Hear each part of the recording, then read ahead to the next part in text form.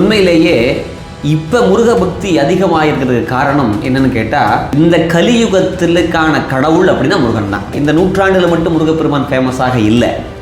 சங்க காலத்திலிருந்து இப்போ வரைக்கும் முருகப்பெருமான் இருந்துக்கிட்டு தான் இருக்கார். என்னை பொறுத்தளவில் முருக பக்தர்களுக்கு மருத்துவமனைனா கோயில்கள் தான், பிரசாதம் அவருக்கு மருந்து அப்படின்னா விபூதி தான். அதுக்கு ஏதாவது உங்களுக்கான ஒரு பயிற்சி வேணுமா அப்படிங்கிட்ட திருப்புகழும் கந்தசஷ்டி கவசமும் சொன்னால் முருகப்பெருமான் கட்டாயமாக பூக்குவார் அப்படிங்கிறது என்னுடைய பெரிய நம்பிக்கை. நோய்கள் தீர்ப்பதற்கு ஒரு திருப்புகழ் எல்லாருமே சொல்லணும். கண்டிப்பாக நோய்கள் எதுவும் வராமலே இருக்கணும் அப்படிங்கிற மாதிரியான ஒரு திருப்புகழ், எளிய திருப்புகழ் ஏதாவது நம்ம வந்து இருக்கு. தோல் எலும்பு சீ நரம்புன்னு ஒரு திருப்புகழ் இருக்கு. அந்த திருப்புகழை பக்தியோட பாராயணம் பண்ணினால் கண்டிப்பாக நோய்கள் போகும். திருப்புகழ் வந்து கண்டிப்பாக ரிசர்ச் பண்ணால் ஒரு மெடிக்கல் யூனிவர்சிட்டியில் ஒரு டாக்டர் வந்து அதில் ஒரு ரிசர்ச் பேப்பர் கொடுக்கலாம். இல்லை மைந்தர் கடன் ஏதன முடுக மங்கை எழுது விழவே ஏமப்படர்கள் நின்று சருவ மலமே ஒழுக. அந்த நேரத்தில் வந்து அதற்கான ஒரு மலம் போகும்னு சொல்கிறாங்க. மலமே ஒழுக உயிர் மங்கும். அந்த நேரத்தில் முருகா எரும மாட்டு மேலே யமன் வர்றதுக்கு முன்னாடி நீ மயில் வாகனத்தின் மீது வந்து என்னை எடுத்துகிட்டு போ முருகா. பிரத்யஞ்ச மந்திரத்துடைய ஒரு அர்த்தம் அப்படின்ற மாதிரியான விஷயமா பார்த்தோம்னா, நீங்க இப்ப சொன்னதுடைய அர்த்தமும் இதோடைய ஒரு அர்த்தமும் அப்படியே கோரிலேட் ஆகும். நிறைய பேர் வந்து பார்த்தோம்னா ஒரு ஐசியூ மாதிரியான ஒரு கண்டிஷன்ல இருக்கிறவங்க யூஎஸ்ல நிறைய பேர் இருக்காங்க எனக்கு. So followers. ஸோ அவங்கெல்லாம் அந்த மாதிரி இருக்கிற டைம்ல நைட் எல்லாம் விழிச்சிருந்து பார்ப்பாங்க. ஏன்னா நம்ம பகல தான் பண்ண முடியும். அவங்களுக்கு வந்து அது இரவா இருக்கும். ஐசியூல இருப்பாங்க, அங்கிருந்து பார்த்து அப்படியே அவங்க வந்து ஆன்லைன்ல சங்கல்பம் பண்ணி அப்படியே அந்த மாதிரியான ஒரு விஷயமாலாம் ஏகப்பட்டது அந்த மாதிரி போயிட்டு இருக்கு. அது மூலமா நல்ல வெக்கர் வந்திருக்கு இல்லைங்களா சார்? 100% சார். அங்கிருந்து இங்க ஒரு குழந்தைய கூட்டிட்டு வந்து நம்ம கிட்ட ஆசீர்வாதம் வாங்கிட்டு போனோம். இப்போ நான் வடபழனி கோயிலுக்கு போவேன், கூட்டமாக இருக்கும். நம்மளை போனால் உள்ள விடுவாங்க. ஆனால் நான் என்ன பண்ணுவேன்னு கேட்டால் சொல்லுவேன், நீங்கள் போய் கூட்டத்தில் என்ன முருகனை கஷ்டப்படுத்திட்டு இருக்காத, என்ன பண்ணலாம், உனக்கு புண்ணியம் வேணுமா? ஆமாம், இப்போ நம்மளுக்கு சாப்பிட்டு போட்டு குப்பையெல்லாம் அங்கே போட்டிருக்கேன், அந்த பொங்கல் சாப்பிட்டு தொண்டையை போட்டிருக்கேன், எடுத்து சுத்தம் பண்ணு. இந்த தூணில் விபூதியை போட்டு வச்சுருப்பாங்க, நான் அந்த விபூதி எடுத்து வச்சுருக்கேன். போதும் முருகா, எங்கே இருந்தாலும் உன்னோட அருள்பட்ட ஒரு மண்ணும் கூட விபூதி தானே முருகா அப்படின்னு நினச்சிட்டு அப்படி தான் பண்ணுவேன். அந்த திருவண்ணாமலையில் ஒவ்வொரு கோபுரத்துக்கும் ஒவ்வொரு சிறப்பு இருக்குது. வல்லாள மகாராஜா கட்டின கோபுரம் ஒன்று இருக்குது, மகாராஜா கட்டின கோபுரம் இருக்குது, சாதாரண ஒரு பெண்மணி கட்டின கோபுரம் இருக்குது. அம்மணியம்மாள் கோபுரம் ஒரு கோபுரம், வட கோபுரத்துக்கு அம்மணியம்மாள் கோபுரம்னு பேர். அந்த அம்மா சாதாரணம்மா, அந்த அம்மா நினைச்சது பாருங்களேன். நான் வந்து என் குடும்பத்துக்கு நான் வீட்டை கட்டுவேன், நான் கார் வாங்குவேன் அப்படி நினைக்காம கோபுரம் கட்டுவேன் அப்படின்னு சொல்லி ஒரு ராஜாக்கள் கட்டுக்கிற கோபுரத்துக்கு கூட ஒரு பெண்மணி கட்டுனாங்க அப்படின்னு சொன்னால் அந்த அம்மா கருமா கழிஞ்சிருச்சு இல்லை. முருகனே அருள் செஞ்சது கிருத்திகை நட்சத்திரத்துக்கு தான். தாய் கொடுக்காத பாலை யார் கொடுத்தா? கிருத்திகை பெண்கள் தான் கொடுத்தாங்க. அப்போ தாயை விடவும் ஒருபடி மேலான நாள் அப்படின்னு சொன்னால் கிருத்திகை நாளை நான் சொல்லலாம். பசினோ ஏதாவது ஒரு துன்பம்னோ எங்கிட்ட வர்றாங்கல்ல பக்தர்கள், அவர்கள் கிருத்திகை நட்சத்திரத்தன்னைக்கு நீங்கள் வானிலேயே இருப்பீர்கள். நீங்கள் வரக்கூடிய நட்சத்திரத்தன்னைக்கு என்ன யார் கும்பிடுறாங்களோ அவங்களுக்கு எல்லா நன்மைகளும் இந்த தருவேன்.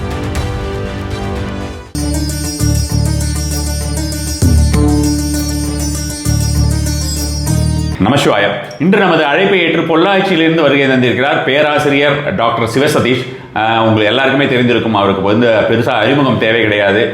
முருகர் அப்படின்ற மாதிரியான ஒரு விஷயத்தை பொறுத்த வரைக்கும் நம்ம வந்து முருகர் அப்படின்ற ஒரு விஷயத்தை அவரை பற்றி தெரிந்துக்க கொள்ள வேண்டும் அப்படின்னு பார்க்கும்பொழுது இருக்கக்கூடிய மிக பிரபலங்களில் இவரும் ஒருவர். கண்டிப்பான முறையில் நிறைய விஷயங்கள் சிறு வயதிலிருந்தே அதற்குள்ளேயே ஊறி வந்திருக்கார். இப்பவும் சிறு வயது தான் அவருக்கு.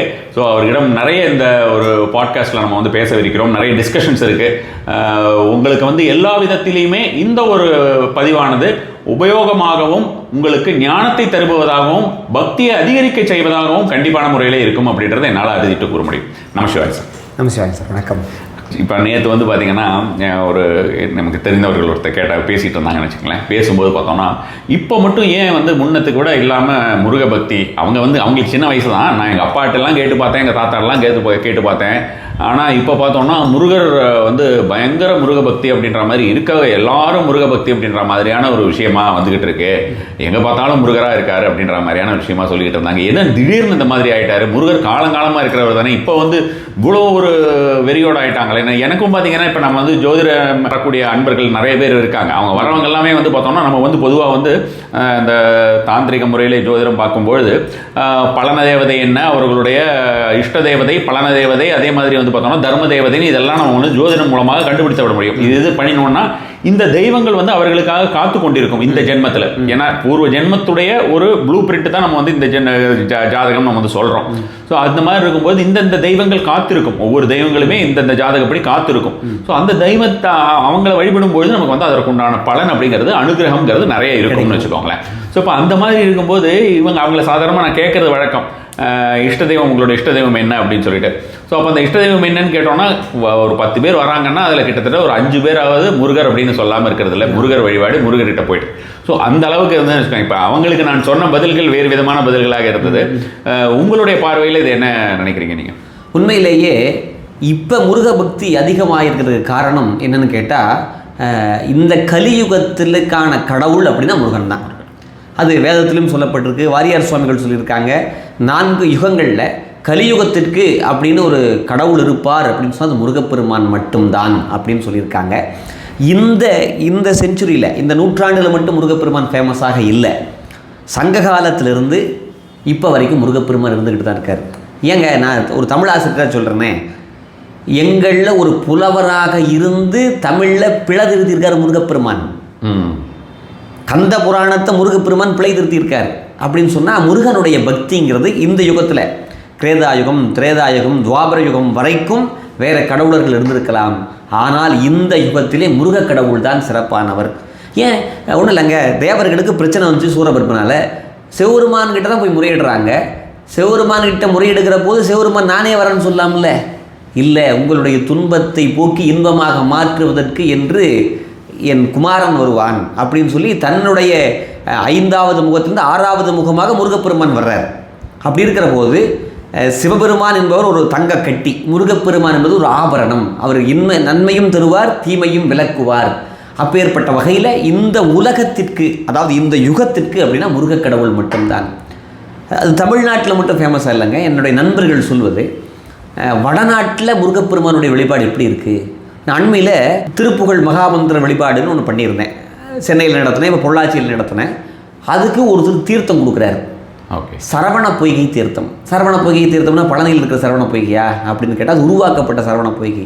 உண்மையான சரவண பொய்கை இமயமலையில் இருக்குது. பார்வதி குண்டுக்கு பக்கத்தில் இருக்கிறதாக சொன்னாங்க. அங்கேருந்து தீர்த்தம் வந்திருக்கு அப்படின்னாங்க. அந்த தீர்த்தத்துக்கு என்ன சிறப்புன்னு கேட்டால், ஒரு புலவர் பாடுறாரு, தரணிதனில் 66 கோடி தீர்த்தமும் உன் சரவணத்துள் அடக்கம். இந்த உலகத்திற்குள்ள 66 கோடி தீர்த்தங்கள் இருக்குது. இத்தனை தீர்த்தத்துலையும் போய் குளிக்க முடியுமா? இல்லை அத்தனை தீர்த்தத்தையும் குடிக்க முடியுமா? முடியாது. என்ன பண்ணுறது? சரவண பொய்கை தீர்த்தத்திற்குள் அத்தனையும் நடக்கும். அதில் குளித்தாலோ குடித்தாலோ அத்தனையும் நடக்கும் அப்படிங்கிறாங்க. அந்த தீர்த்தங்களை தேடி வந்தது. அதை வச்சு நாங்கள் பூஜை பண்ணோம். அப்போ முருகப்பெருமானை நோக்கி நம்ம வேட்கையாக விருப்பமாக இருக்கிற போது முருகப்பெருமான் எப்படியாவது ஒரு வகையில் நமக்கு அருள் செய்தே தீர்வார் அப்படிங்கிறது சின்னம். அந்த வகையில் இந்த யுகத்திற்கு, இந்த உலகத்திற்கு அப்படின்னா கண் கண்ட கடவுள் முருகப்பெருமான் தான். அது கந்த புராணமே சொல்லுகிறது. கலியை மாற்றுவதற்கான கடவுள்னா அது கந்த கடவுள் தான் அப்படிங்கிறாங்க. நீங்கள் இப்போ சொன்ன மாதிரி பார்த்தீங்கன்னா அந்த நார்த் இந்தியாவிலாமும் இப்போ பரவிட்டு இருக்கு அப்படின்ற மாதிரியான விஷயமா சொல்கிறீங்க இல்லையா? நார்த் இந்தியாவில் வந்து பார்த்தோம்னா நாம் வந்து நிறைய முருகன், கந்தன், குகன், நமக்கு முருகருக்கு வந்து குழந்தைய மாதிரி தூக்கி கொஞ்சம் ஏகப்பட்ட பெயர்கள் இருக்குது. அவருக்கு வந்து நம்ம உலோக்கியலாக பேசுகிற பெயர்கள் அப்படின்னு அவருக்குன்னு ஒரு 16 பேர்கள் இருக்குது, 12 பேர்கள் இருக்குது அப்படின்ற மாதிரிலாம் விஷயமாக நம்ம வந்து சொன்னாலும், ஜென்ரலாக நம்ம வந்து சொல்லக்கூடியது, தமிழ் மக்கள் சொல்லக்கூடியது முருகரை வந்து எல்லார் வீட்லேயும் குழந்தை மாதிரி தான் முருகர் அப்படின்ற மாதிரியான விஷயமா. ஆனால் வந்து அவங்களோடது வந்து பார்த்தோம்னா அவங்களுக்கு சுப்பிரமணியர்னா தான் பொதுவாகவே அவங்களுக்கு சுப்பிரமணியா அப்படின்ற மாதிரியான ஒரு விஷயமா தான் உங்களுக்கு. ஈவன் வந்து பார்த்தீங்கன்னா கர்நாடகாலையுமே நிறைய அந்த மாதிரியான விஷயமா தான் தெரியும்னு வச்சுக்கோங்களேன். ஸ்கந்த தந்திரம் அப்படின்ற மாதிரியான ஒரு தந்திரமே இருக்கிறது. அந்த ஸ்கந்த தந்திரம் அப்படின்ற மாதிரியான விஷயத்தில் வந்து பார்த்தோம்னா நிறைய பெரிய பெரிய விஷயங்கள் எல்லாம் சொல்கிறாங்க. இப்போ அந்த விஷயங்கள் எல்லாம் எடுத்து பேச ஆரம்பிக்கிறாங்க. நார்த் இந்தி சேனல்ஸ்ல எல்லாம் பார்த்தீங்கன்னா அதெல்லாம் வந்து ஒரு சில, அதாவது மடாதிபதிகள் இருப்பாங்க இல்லையா, அவங்க சுப்பிரமணியரை பற்றி, அதாவது முருகரை பற்றி, அந்த ஸ்கந்த தந்திரத்தை பற்றி எல்லாம் பேச ஆரம்பிக்கிறாங்க நிறைய விஷயங்கள். இப்போ நாம யூஸ் பண்ணுறது அப்படி, நம்ம வந்து ஜென்ரலாக நம்ம ஏதாவது ஒரு நபர்களுக்கு ஏதாவது ஒரு பிரச்சனைகள் அப்படின்ற மாதிரியான விஷயம் நம்ம வந்து பார்க்குறோம் அப்படின்னா, பஞ்சாட்சரம் இருக்குது, பஞ்சாட்சர பிரயோகம் இருக்குது, பஞ்சாட்சர பிரயோகம் மாதிரியே ஷடாட்சர பிரயோகம் இருக்கு. ஸோ அப்போ அந்த மாதிரியான பிரயோக முறைகள்லாம் நம்ம வந்து சிலதெல்லாம் சொல்லுவோம். ஸோ அது மாதிரி வந்து அந்த குமாரதந்திரம், ஸ்கந்த தந்திரம், அதாவது குமாரதந்திரம் அப்படின்னு சொல்லக்கூடியது இங்கே நமக்கு குமாரதந்திரம்னு கொடுத்துருக்காங்கன்னு நினைக்கிறேன். நமக்கு சவுத்துலேயே கொடுத்துருக்காங்கன்னு நினைக்கிறேன். ஸ்கந்த தந்திரம் அப்படின்றது விஷயத்தில் நிறைய விஷயங்களை வந்து எடுத்து பேசுகிறாங்க. இப்போ யூடியூப்ல முருகர் வந்து வெவ்வேறு விதமாக இப்போ வந்துகிட்டு இருக்காரு. ஹிந்தியில் ஒரு மாதிரி வராரு, இங்கிலீஷில் வர ஆரம்பிச்சிட்டாரு. அதே மாதிரி வந்து பார்த்தீங்கன்னா தமிழில் ஆல்வேஸ் இருக்க தான் இருக்கிறார். இருக்கிறது, தமிழ் கடவுள் அப்படின்ற மாதிரியான ஒரு முறையாக. இப்போ உங்களுடைய ஒரு அனுபவங்களில் இப்போ இந்த மாதிரி நம்ம வந்து கொண்டாடி கொண்டிருக்கோம், காலங்காலமாக நம்ம பண்ணிக்கிட்டு இருக்கிறது தான். தமிழர்கள் வந்து அழகு குத்துறதாகட்டும், காவடி தூக்குறதாகட்டும், இந்த மாதிரியான பால் குடம் தூக்குறது, இது மாதிரியான எல்லா விஷயங்களுமே மாலை போடுறது அப்படின்றது எல்லா இடத்துலையுமே இருக்கிறது தான். இங்கே வரக்கூடிய ஒரு சில அன்பர்கள் வந்து அது அவங்க பெருமைக்காக சொல்கிறாங்களா இல்லை ரியலாகவே அப்படின்றது எனக்கு தெரியலை. ஆனால் அவங்களும் நல்ல பக்தியோட தான் இருக்கிறாங்க. இப்போ நிறைய மலேசியன் பீப்புள் வருவாங்க இங்கே. அந்த மாதிரி பீப்புள்ஸ் அவங்க வந்து சொல்கிறது பார்த்தா மலேசியன் பீப்புள், ஸ்ரீலங்கன் பீப்புள் வந்து அவங்க டைரெக்டாக ஸ்ரீலங்காவில் இருக்கிறவங்களா இருக்க மாட்டாங்க. வெளிநாடுகளில் வேறு இடத்துல லண்டன், ஆஸ்திரேலியா அந்த மாதிரியான இடத்துல அவங்க எப்போவாவது இந்தியா வரும்போதோ அல்லது வந்து அவங்க கூட ஃபோனில் பேசும்போதோ அந்த மாதிரி இருக்கவங்க கூட அப்போ அவங்க கூட நம்ம தொடர்பு கொள்வது உண்டு. மலேசியன் பீப்புள் டைரெக்டாகவே இங்கே வரவங்க நிறைய பேர் இருக்காங்கன்னு வச்சுக்கோங்க. அவங்க எல்லாம் சொல்றத பார்த்தா ஸ்ரீலங்கன் பீப்புள் அவங்க சொல்றத பார்த்தா கண்டி கதிர்காம கந்தன் எங்க நாங்க வந்து வச்சிருக்க மாதிரி யாருமே கிடையாது அப்படின்ற மாதிரியான ஒரு விஷயமா அவங்க ஒரு பெருமை கொண்டாடுவாங்க.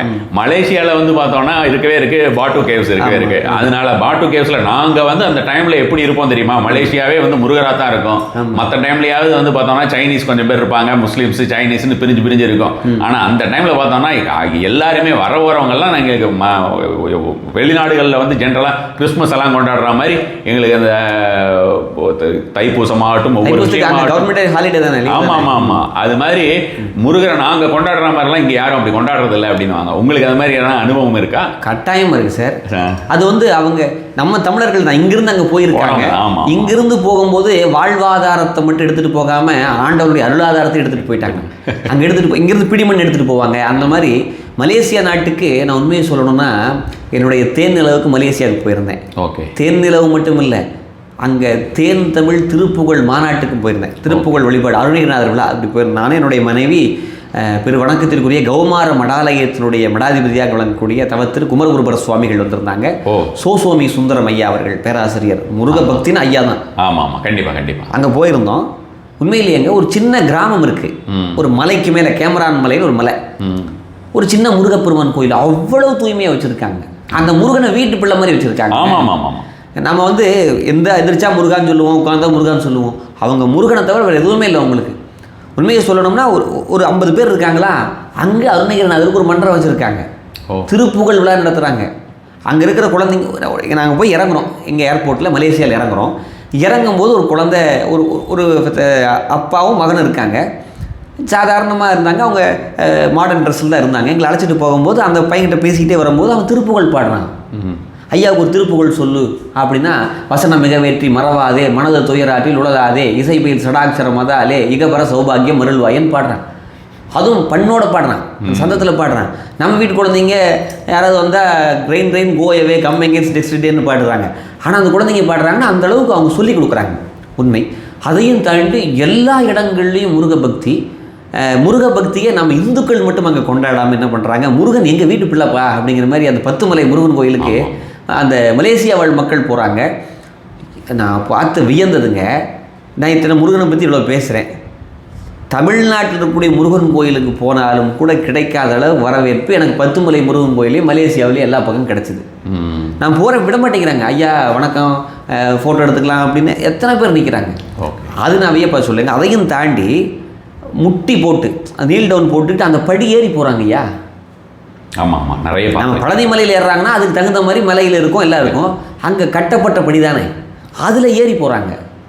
அந்த மலேசியா மக்கள் போகிறாங்க. தமிழர்கள் இந்துக்கள் மட்டும் போகலை. ஏன்னா முருகனை வந்து அவங்க வீட்டு பிள்ளையாக அந்த மதங்களை கடந்து முருகப்பெருமான் நேசிக்க ஆரம்பிச்சிட்டாங்க. அந்த வகையில் அவ்வளவு சிறப்பானதாக அந்த மலேசியா நாட்டில் இருக்குது. சிங்கப்பூர் அதுக்கு மேலே. ஆமாம், சிங்கப்பூர்லேருந்து இவங்க அந்த இதுக்கு மலேசியா அந்த மாதிரியான டைமில் வந்து சிங்கப்பூர்லேருந்து ஃபுல்லாக மலேசியாவுக்கு வந்துடுவோம், இதுக்காகவே வருவோம் அப்படின்ற மாதிரியான ஒரு விஷயமா சொல்கிறவங்க இருக்காங்க நிறைய. அந்த மாதிரி அதே மாதிரி இன்னொரு செய்திங்கய்யா, எங்கிட்ட நான் திருப்புகழ் கிளாஸ் எடுக்கிறேன் ஆன்லைனில். அதில் இவங்க மலேசியா மக்களுக்கும் நமக்கும் ஒரு 2.5 மணி நேரம் டிஃப்ரெண்ட் டைமிங். அவங்க என்ன சொல்கிறாங்க, ஐயா நீங்கள் நைட்டு 12 மணிக்கு கூட பாடம் நடத்துங்க, நாங்கள் விழித்திருந்து திருப்புகழ் படிக்கிறோம், கந்தர் அலங்காரத்தை கற்றுக்குறோம், கந்தர் அனுபூதியை கற்றுக்குறோன்னு சொல்லி கற்றுக்குறாங்க. எங்கிட்ட போய் படிச்சிருக்காங்க. சிங்கப்பூர்லேருந்து படிக்கிறாங்க. தமிழ்நாட்டிலேருந்து ஒரு 50 பேர் அப்படின்னு சொன்னால் அந்தளவுக்கு அயல் நாட்டுக்காரவங்க அத்தனை படிக்கிறாங்க. பெரிய பெரிய பதவியில் இருக்கிறவங்க. இவ்வளவுங்க அங்கே ஒரு கோயிலில் ஒரு அர்ச்சகர், கருமாரியம்மன் கோயில் அர்ச்சகர் அவர் நான் போய் திருப்புகழ் பேசுனதை பார்த்துட்டு, ஐயா எனக்கு ஆன்லைனில் தனியாக திருப்புகழ் சொல்லி, அவர் முறையாக வேதம் படித்தவர், ஒரு பிராமணர், அவ்வளோ படித்தவர், ஆனால் திருப்புகழ் கற்றுக்கணும், முருகன் மேலே அவ்வளோ பக்தியாக இருக்கணும் அப்படின்னு நினைக்கிறாங்க. எனக்கு என்னமோ நம்ம அன்பு காட்டுறதை விட அவங்க கொஞ்சம் அன்பு அதிகமாக காட்டுறாங்க. அது தவறும் அல்ல. அவங்களுக்கு ஒரு ஏக்கம் என்னன்னு கேட்டிங்கன்னா, நமக்கு 6 படை வீடு இங்கே இருக்குது. அப்படி இருக்கும்போது நமக்கு முருகன் நம்மளை காப்பாற்றுறாரு. அவங்களுக்கு நமக்கு இங்கே இல்லையே, அங்கே தானே இருக்காரு அப்படிங்கும்போது ரொம்ப கெட்டியமாக பிடிச்சிக்கிறாங்க. நமக்கெல்லாம் வந்து நம்ம முருகர் தானே இங்கே தான் இருக்காரு, பார்த்துக்கலாம் அப்படின்ற மாதிரி. கண்டிப்பாக. ஆமாம். ஆனால் பசங்களுக்கும் அதை ஊட்டி வளர்க்குறதுக்கு கொஞ்சம் குறைவாக தான் இருக்கும். உண்மையாகவே வந்து நீங்கள் சொல்கிற வார்த்தையில் வந்து இப்போ ஒரு வார்த்தை சொன்னீங்கல்ல, சிங்கப்பூர் வந்து இன்னும் அதிகம்னு. அது மாதிரி இந்த சிங்கப்பூர் மக்கள் வந்து அவங்களுடைய பேச்செல்லாம் வந்து ரொம்ப, அதாவது அவங்க தான் பெத்தெடுத்து வளர்த்தா மாதிரி முருகரை பேசுவாங்க. அப்படியே இருக்கும் அவங்களுடைய பேச்சு. ரொம்ப இதாக இருக்கும். அதாவது பரமசிவன் குடும்பத்துக்கு பங்காளி மாதிரி பேசுவாங்க. அது கேட்கறது நமக்கு என்னன்னா, அதை பார்க்கும்போது எனக்கு எப்படி இருக்குன்னு கேட்டால் கொஞ்சம் பொறாமையாக இருக்கும். நம்ம இந்த அளவு பக்தி ஆகிடுச்சு அப்படிங்கிற மாதிரி. ஒன்றும் இல்லைங்க, நாங்கள் ஒரு திருப்புகழ் விழாவுக்கு போகிறோன்னா பின்னாடி ஸ்டேஜுக்கு பக்கத்துலேயே என்ன பண்ணியிருப்பாங்க, அங்கே ஒரு சிலை வச்சுருப்பாங்க. முருகப்பெருமானுடைய சிலை, வள்ளி தெய்வ யானையுடன் முருகப்பெருமானை வச்சு அது பண்ணியிருப்பாங்க. அந்த விழா தொடங்குறதுக்கு முன்னாடி குழந்தைங்களுக்கு முருகன் மாதிரி வள்ளி மாதிரி வேஷம் போட்டு அழைச்சிட்டு வர்றாங்க. ஏன்னா அந்த குழந்தைங்களுக்கு அந்த இயல்பு வரணும், முருக பக்தி வரணும் அப்படிங்கிறதுக்காக அத்தனையும் பண்ணுறாங்க. ஒன்றும் இல்லைங்க, உண்மையாக நடந்த சம்பவம். அங்கே நகரத்தார் சமூகத்தில் டாக்டர் ஜெயபாலன் சொல்லி பெரிய ஐயா ஒருத்தர் விழா நடத்துகிறாரு. அங்கே தான் நாங்கள் போய் தங்கியிருக்கோம். அங்கே ஒரு சின்ன பையன், பேர் மலேசியாவில் ஒரு சின்ன பையன். அந்த பையனுக்கு பழனினா பார்த்தது கிடையாது. பழனி பாரதண்டாயுதபாணி சரி தெரியாது, திருச்செந்தூர் தெரியாது, 6 படை வீடு நேரில் பார்த்தது கிடையாது. அந்த தம்பிகிட்ட சும்மா பழனியில் என்னப்பா சிறப்பு இருக்குன்னு சும்மா கேட்டேன். அந்த பையன் நவபாஷான சிலையிலேருந்து போகர் கூட இருந்த அளவுக்கு அந்தளவுக்கு பேசுகிறாரு. எனக்கு ஆச்சரியமாக இருந்துச்சு. என்னப்பா இப்படியெல்லாம் பக்தி இருக்கா, இவ்வளவு முருகப்பெருமான வேண்டுகிறவர்கள் இருக்காங்களா? அந்த அருணகிரிநாதருக்கு போடுறதுக்காக அந்த ஜெயபாலன் டாக்டர் கிட்ட கேட்குறாரு, இங்கேருந்து ருத்ராட்ச மாலை வாங்கிட்டு வாங்க. நாங்கள் கிடைக்காதுல்ல, இங்கே கிடைக்கிற கௌரி சங்கர் மாலை வாங்கிட்டு வாங்க, நாங்கள் அருணகிரிநாதருக்கு போட்டு அலங்காரம் பண்ணிப்பாங்க. உங்கள் ஊரில் மட்டும் பண்ணுறீங்களா, நாங்கள் இங்கேயும் பண்ணுவோம் அப்படின்னு சொல்லி நம்மளை பார்த்து அவங்க ஒன்று கற்றுக்குறாங்க. அவர் டாக்டர் ஜெயபாலன் அவர் கூட ஏதோ கோர்ஸோ ஏதோ ஒன்று சொல்லி தராருன்னு நினைக்கிறேன் இல்லையா? அவர் நிறைய முருகருடைய அவர் வந்து அருணகிரிநாதர் விருது வாங்கினவர். நம்ம அறநிலையத்துறையில் மூலமாக நடந்த மாநாட்டில் அவருக்கு கச்சியப்பர் பேரில் விருது கொடுத்தாங்க. அவர் வந்து ஒரு மகப்பேறு மருத்துவர். அவர் என்ன சொல்கிறாரு, நான் எல்லாம் எங்கெங்க குழந்தை பிறவை கேட்காருன்னா உண்மையாகவே டாக்டர் இருக்கிறவங்க முருகப்பெருமான் தாங்க அப்படின்னு சொல்கிறார். அந்தளவுக்கு முருக பக்தி அங்கே என்ன சொல்கிறதுங்க, அவங்க வாயை திறந்து ஒரு வார்த்தை வந்தால் முருகன் தான் வரும். அந்த அளவுக்கு இருக்காங்க. அதுக்காக இந்த பதிவு பார்க்குறவங்க என்ன நினைப்பாங்க, அப்போ தமிழ்நாட்டை குறைச்சிட்டிங்களா? அப்படி கிடையாது. நம்ம பிள்ளைங்க தானே அவங்களும். அவங்க கொஞ்சம் அதிகமாக அவங்கள முருகனோட பக்தியாக கொண்டாடுறாங்க. நீங்கள் சொல்கிற மாதிரி அவர் டாக்டர் ஜெயபாலன் சொன்னார்னு சொன்னீங்க, அவர் தான் மருத்துவர். அது உண்மை தானே. நம்ம வந்து பார்த்தோம்னா நம்ம குமரகுருபரர் பாமன் சுவாமிகள் ஆகட்டும், ஆதிசங்கரர் ஆகட்டும், இந்த மாதிரி எவ்வளோ பேரை சொல்லலாம். நம்ம இவர் பாலதேவராயன் சுவாமிகள் ஆகட்டும், இந்த மாதிரியான எவ்வளவோ பேருக்கு வந்து பார்த்தோம்னா அவர்களுக்கு இருக்கு. இப்போ வள்ளிமலை சுவாமிகள், இப்போ இருக்கக்கூடிய வள்ளிமலை சுவாமிகள், இது மாதிரி ஏதாவது அந்த உடல் பிணிகள் அப்படின்ற மாதிரியான ஏதாவது ஒரு விஷயம் அப்படின்னாலே அடுத்தது நேராக போகிறதுங்கிறது முருகர்கிட்ட போகிறது அப்படின்ற மாதிரியான விஷயமா இருக்குது. இன்னொன்று வந்து பார்த்தோம்னா செவ்வாய்க்குரியவர் அல்லவா அவர். செவ்வாய்க்குரியவர் அப்படின்னும் போது பார்த்தோம்னா மருத்துவர்னு நம்ம தாராளமான முறையில் சொல்லலாம். அவர் ஒரு பக்கம் வந்து செவ்வாய்க்குரியவர்னு பார்த்தோம்னா ஒரு வாரியர், ஒரு வீரன், போர் வீரன் அப்படின்ற மாதிரியான ஒரு விஷயமாகவும் சொல்லலாம்.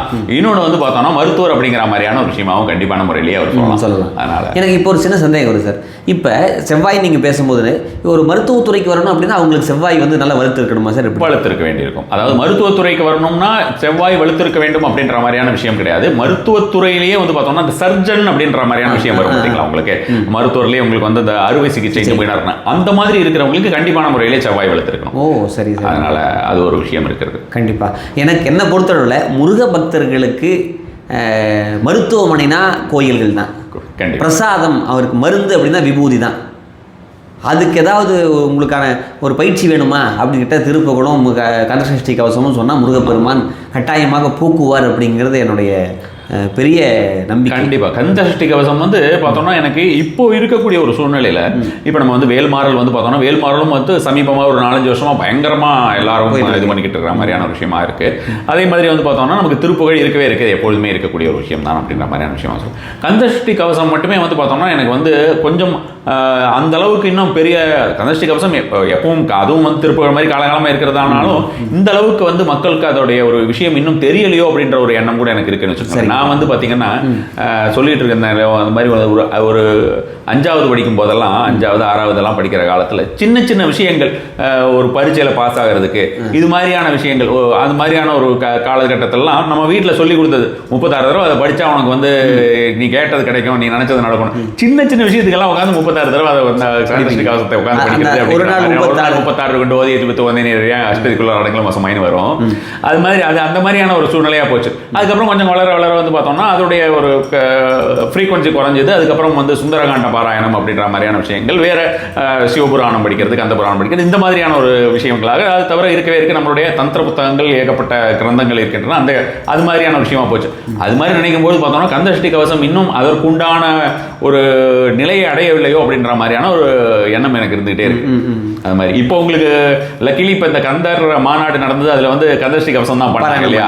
அது வந்து ரொம்ப ஒரு பெரிய விஷயம், ரொம்ப சந்தோஷமான ஒரு விஷயமா இருந்தது. அது வந்து எல்லாரும் சேர்த்து கூட்டு பிரார்த்தனைன்னு பண்ணும்போது இன்னும் அதுக்கு வலிமை அதிகம். கண்டிப்பாக நான் இப்போ நம்ம சேனல்லையே நான் பார்த்தேன், நீங்கள் வந்து அந்த மந்திரத்தை, அந்த சரவணபவ, அந்த சஷ்டி கவசத்திலிருந்து சரவணபவ மந்திரத்தை எடுத்து நீங்கள் சேண்டிங் நீங்கள் எத்தனையோ வருஷத்துக்கு முன்னாடி நீங்கள் கொடுத்துருக்கீங்க. நீங்கள் கொடுத்துருந்தாலும் கூட அது எப்போ மக்களுக்கு போய் சேருதோ அப்போ தான் போய் சேருது. இப்போ ரீசெண்டாக சேனல்களில் பேசுகிறாங்க. பட்டு உங்களுக்கு நான் நன்றி சொல்கிறேன். அதை நீங்கள் எத்தனையோ ஆண்டுகளுக்கு முன்னாடி நீங்கள் எடுத்து கொண்டு வந்திருக்கீங்க அப்படின்னா அது நீங்களாக கொண்டு வந்திருக்க முடியாது, உங்கள் மூலமாக முருகன் கொண்டு வந்திருக்கணும் அப்படிங்கிறது என்னோட கருத்து. ஆறுமுகம் மரலின் மனிதனம் ஏறுமுகம் அது சொல்கிறீங்க. அதுவும் சரி சார். அந்த சரவணபவங்கிறத மாற்றி ஷடாட்சர மந்திரத்தை மாற்றிருக்கீங்க இல்லை? அதை பார்த்தேன். உண்மையிலே அதுக்கு நன்றி சார். இந்த சரவணபவ மந்திரத்தில் ஒரு சிறப்பு இருக்குது சார். எனக்கு நான் திருப்புகழ் வகுப்பு எடுக்கிறதுனால சொல்கிறேன். சரவணபவ வந்து இப்போ பஞ்சாட்சரத்தில் நமசிவாயங்கிறது ஸ்தூல பஞ்சாட்சரமாகவும் சிவாய நமங்கிறது சூக்கும பஞ்சாட்சரமாகவும் சொல்கிறாங்க. இதில் ஒரு பஞ்சாட்சரத்தை சொன்னால் இக சௌபாகியங்கள் கிடைக்கும், காரு பங்களா இதெல்லாம் கிடைக்கும். ஒரு பஞ்சாட்சரத்தை சொன்னால் பரசௌபாகியம், மேலே போய் நல்லா இருக்கிறதெல்லாம் கிடைக்கும். ஆனால் அருணகிரிநாதர் சொல்கிறாரு, பழனி முருகனை கும்பிட்டு சரவணபவ மந்திரத்தை சொன்னால், பக்தியோட பாராயணம் பண்ணால் கண்டிப்பாக இக சௌபாகியம் பரசௌபாகியம் ரெண்டையும் கொடுத்துருவாரு அப்படின்னு ஒரு திருப்புகழ் சொல்கிறார். வசன மிகவேற்றி மறவாதே, மனது துயராற்றில் உழலாதே, இசை பயில் சடாட்சரம் அதாலே, சடாட்சரம் அதாலே இக பர சௌபாகியம் அருள்வாயே. சரவணபவ மந்திரத்தை சரியாக சொன்னோம் அப்படின்னு சொன்னால் கண்டிப்பாக முருகப்பெருமான் இந்த வாழ்க்கைக்கு இந்த மண்ணுலக வாழ்க்கைக்கும் விண்ணுலக வாழ்க்கைக்கும் இரண்டையும் தருவான் அப்படிங்கிறது அருணகிரிநாதர் சொல்கிறார். ஓகே. இப்போ நம்ம வந்து இப்போ இந்த திருப்புகழ் அப்படின்ற மாதிரியான விஷயத்தை பொறுத்த வரைக்கும் நமக்கு ஏதாவது உடல் ரீதியாக உடல் பிணியால் ரொம்பவும் கஷ்டப்பட்டுக்கிட்டு இருக்கிறாங்க அப்படின்னு வச்சுக்கோங்களேன். நம்ம சரவணை நான் வந்து அடிக்கடி சொல்கிறக்கூடிய ஒரு விஷயம் இருக்குது சார். பார்த்தீங்கன்னா இப்போ உங்களுக்கு வந்து அருணகிரிநாதர் கொடுத்திருக்கக்கூடிய திருப்புகழோ அல்லது தேவராய சுவாமிகள் கந்தசஷ்டி கவசமாகட்டும், வள்ளிமலை சுவாமிகளோட வேல்மான், நிறைய இந்த மாதிரியான விஷயங்கள் நம்ம சொல்லலாம். அருணகிரிநாதரே ஏகப்பட்ட விஷயங்கள் கொடுத்துருக்காரு. அது மாதிரியான விஷயங்கள் நம்ம வந்து சொல்லலாம். ஆனாலும் நான் எல்லாத்துக்கும் மீறி சரவணபவக்கு மீறி வேற எதுவுமே இல்லை அப்படின்ற மாதிரியான ஒரு விஷயம் சொல்லுவேன் நான் ஜெனரலாகவே. ஏன்னா முழுசுமே அவர் தானே. ஓம் சவுண்ட் சரவணபவக்கு மீறி வேற எதுவுமே கிடையாது அப்படின்ற மாதிரியான அவருடைய பீஜத்துக்கு மேலே ஒரு விஷயம் எதுவும் கிடையாது அப்படின்றது. சரவணபவவே ஒரு பீஜம் தான்ன்ற மாதிரியான விஷயமா நம்ம வந்து சொல்லுவோம். ஆனாலும் நமக்கு நோய்கள் தீர்க்கப்பதற்கு ஒரு திருப்புகழ் எல்லாருமே சொல்லணும். கண்டிப்பாக நோய்கள் எதுவும் வராமலே இருக்கணும் அப்படிங்கிற மாதிரியான ஒரு திருப்புகழ், எளிய திருப்புகழ் ஏதாவது நம்ம வந்து இருக்கு இல்லையா? அதாவது நோய்கள் நீங்கணும் அப்படின்னு சொன்னால் ஒரு திருப்புகழ் தினமும் காலையிலும் மாலையிலும் 6 முறை பாராயணம் பண்ணணும். தோல் எலும்பு சீநரம்புன்னு ஒரு திருப்புகழ் இருக்குது. அப்படி தொடங்கும். தோல் எலும்பு சீன, நம்ம வேணால் டிஸ்கிரிப்ஷனில் கொடுத்துருவோம், நாங்கள் பண்ணுவோம். அந்த திருப்புகழை பக்தியோட பாராயணம் பண்ணினால் கண்டிப்பாக நோய்கள் போகும். அதே மாதிரி இன்னொரு திருப்புகழ் இருக்குது. தொந்தி சரிய மயிரே வெளித நிறை தந்த மசைய முதுகே வளைய இதழ் தொங்க உருகை தடி மேல் வர மகளிர் நகையாடி தொண்டு கிழவன் இவனார் அப்படின்னு ஒரு திருப்புகழ் இருக்குது. திருச்செந்தூர் திருப்புகழ். ஓகே. இதை பாராயணம் பண்ணாலும் தோல் எலும்பு சீநரம்பு ஓகே அப்படின்னு ஒரு திருப்புகழ் இருக்கு. ஓகே. இந்த 2 அர்த்தம் சொல்லலாம். ஒரு பெரிய பாட்டு சார். அதனால இப்போ இதே இந்த திருப்புகழ் கொஞ்சம் சுருக்கமாக சொல்லலாம். ஆமாம். ஒருவருக்கு எப்படியெல்லாம் நோய் வந்து உயிர் போகுதுன்னு அருணகிரிநாதர் சொல்றார். தொந்தி சரிய, அதாவது இந்த வயிறு பார்த்தீங்கன்னா மயிரே வெளிர நிறை, அதாவது இந்த வெள்ளை வருது. அது வந்து வாரியர் சாமி சொல்லுவாங்க, நமக்கு வர்ற வெள்ளை முடி வந்து நிறைய வந்து நிறைய இல்லை, எமன் விடக்கூடிய லாயர் நோட்டீஸ் அப்படிம்பார் வாரியர் சுவாமி சொல்லுவார். வெளிர நிறை தந்த மசைய, தந்தம்னா பல்ல செய்து தந்த மசைய முதுகே வளைய, முதுகு வளையுது. ஏன் முதுகு வளையுது? முதுகு வளைஞ்சு உடம்பு கேள்விக்குறி மாதிரி மாறுது. ஏன் இன்னும் உயிரோடு இருக்க கிளம்பு அப்படின்னு உடம்பாக கேட்குறதா பெரியவங்க சொல்லுவாங்க. முதுகே வளை இதழ் தொங்க, இந்த உதடுகளெல்லாம் தொங்கிடும், இதழ் தொங்க ஒரு கை தடிமேல் வர. நம்ம பெரிய ஆளாக இருப்போம், செங்கோல் கையில் வச்சுருந்தவராக இருந்திருப்போம், ஆனால் ஊன்றுகோல் வாங்கி ஒரு நாள் நடந்து போகிற நிலைமையே வந்துடும். ஒரு கை தடிமேல் வர. அப்படி நடந்து போகும்போது தெருவில் போகிற லேடிஸ் எல்லாம், இளம் பெண்கள், பாருப்பா எப்படி இருந்தால் இப்படி ஆயிட்டான் பாருன்னு சொல்லி நம்மளை பளிச்சும் விழிச்சும் பேசுவாங்க. தொண்டு கிழவன் இவனார் அப்படின்னு பேசுவாங்களாம். பேசும்போது நான் யார் தெரியுமா, ஒரு காலத்தில் மிட்டா மிராஜ் தெரியுமா அப்படின்னு பேசலான்னு நினச்சா வாயை திறந்த வார்த்தை வர்றதுக்கு பதிலாக இருமல் வருதான். தொண்டு கிழவன் இவனார் என முன் இருமல் கிண் கிண் என உரையே உரை குளறி போகுது. சரி, யார் தான் அப்படி பேசுகிறாங்க அப்படின்னு பார்த்தா பார்க்க முடியல. ஏன் வீடியோ விட்டு கண் போயிடுச்சு. விழி துஞ்சு குருடு படவே என்ன தான் சரியாக பேசுனாங்க கேட்கலாமான்னு கேட்டால் செவிடுபடு செவியாகி ஆடியோவும் போச்சு. அப்புறம் வந்த பிடிக்கும் அதிலே நோய் வந்து சிந்திக்க முடியாத அளவுக்கு நோய் நமக்கு. டாக்டர் வந்து ஃபேமிலி டாக்டரை ஒன்றிட்டார். தினமும் இன்ஜெக்ஷன் பண்ணணும், தினமும் க்ளீன் பண்ணணும் அப்படிங்கிற லெவல் வந்துடுது. இந்த மாதிரிலாம் நமக்கு நோய்கள் வந்து கஷ்டப்படுத்தும்னு அருணிராஜ் சொல்கிறார். வந்த பிணிக்கு மதிலே விடையும் ஒரு பண்டித்தனம் மெய்யுறு வேதனையும். ஆனால் போயிடலாம் நினச்சாலும் கூட போக முடியாது. ஏன் யமன் வரலப்பா அப்படின்னு நம்ம பெரியவங்க சொல்லுவாங்க. வந்த பிணிக்கு மதிலே விடையும் ஒரு பண்டித்தனம் மெய்யுறு வேதனையும். அந்த டைமில் மகனும் வருவாங்க. அப்பாவுக்கு பணிவிடை பண்ணுறக்கா சொத்து சேர்த்து வச்சுருந்தா பணிவிடை பண்ணுறக்கு வருவாங்க. அதுவும் அளவாக தான் வந்துட்டு என்னது கேட்பாங்க.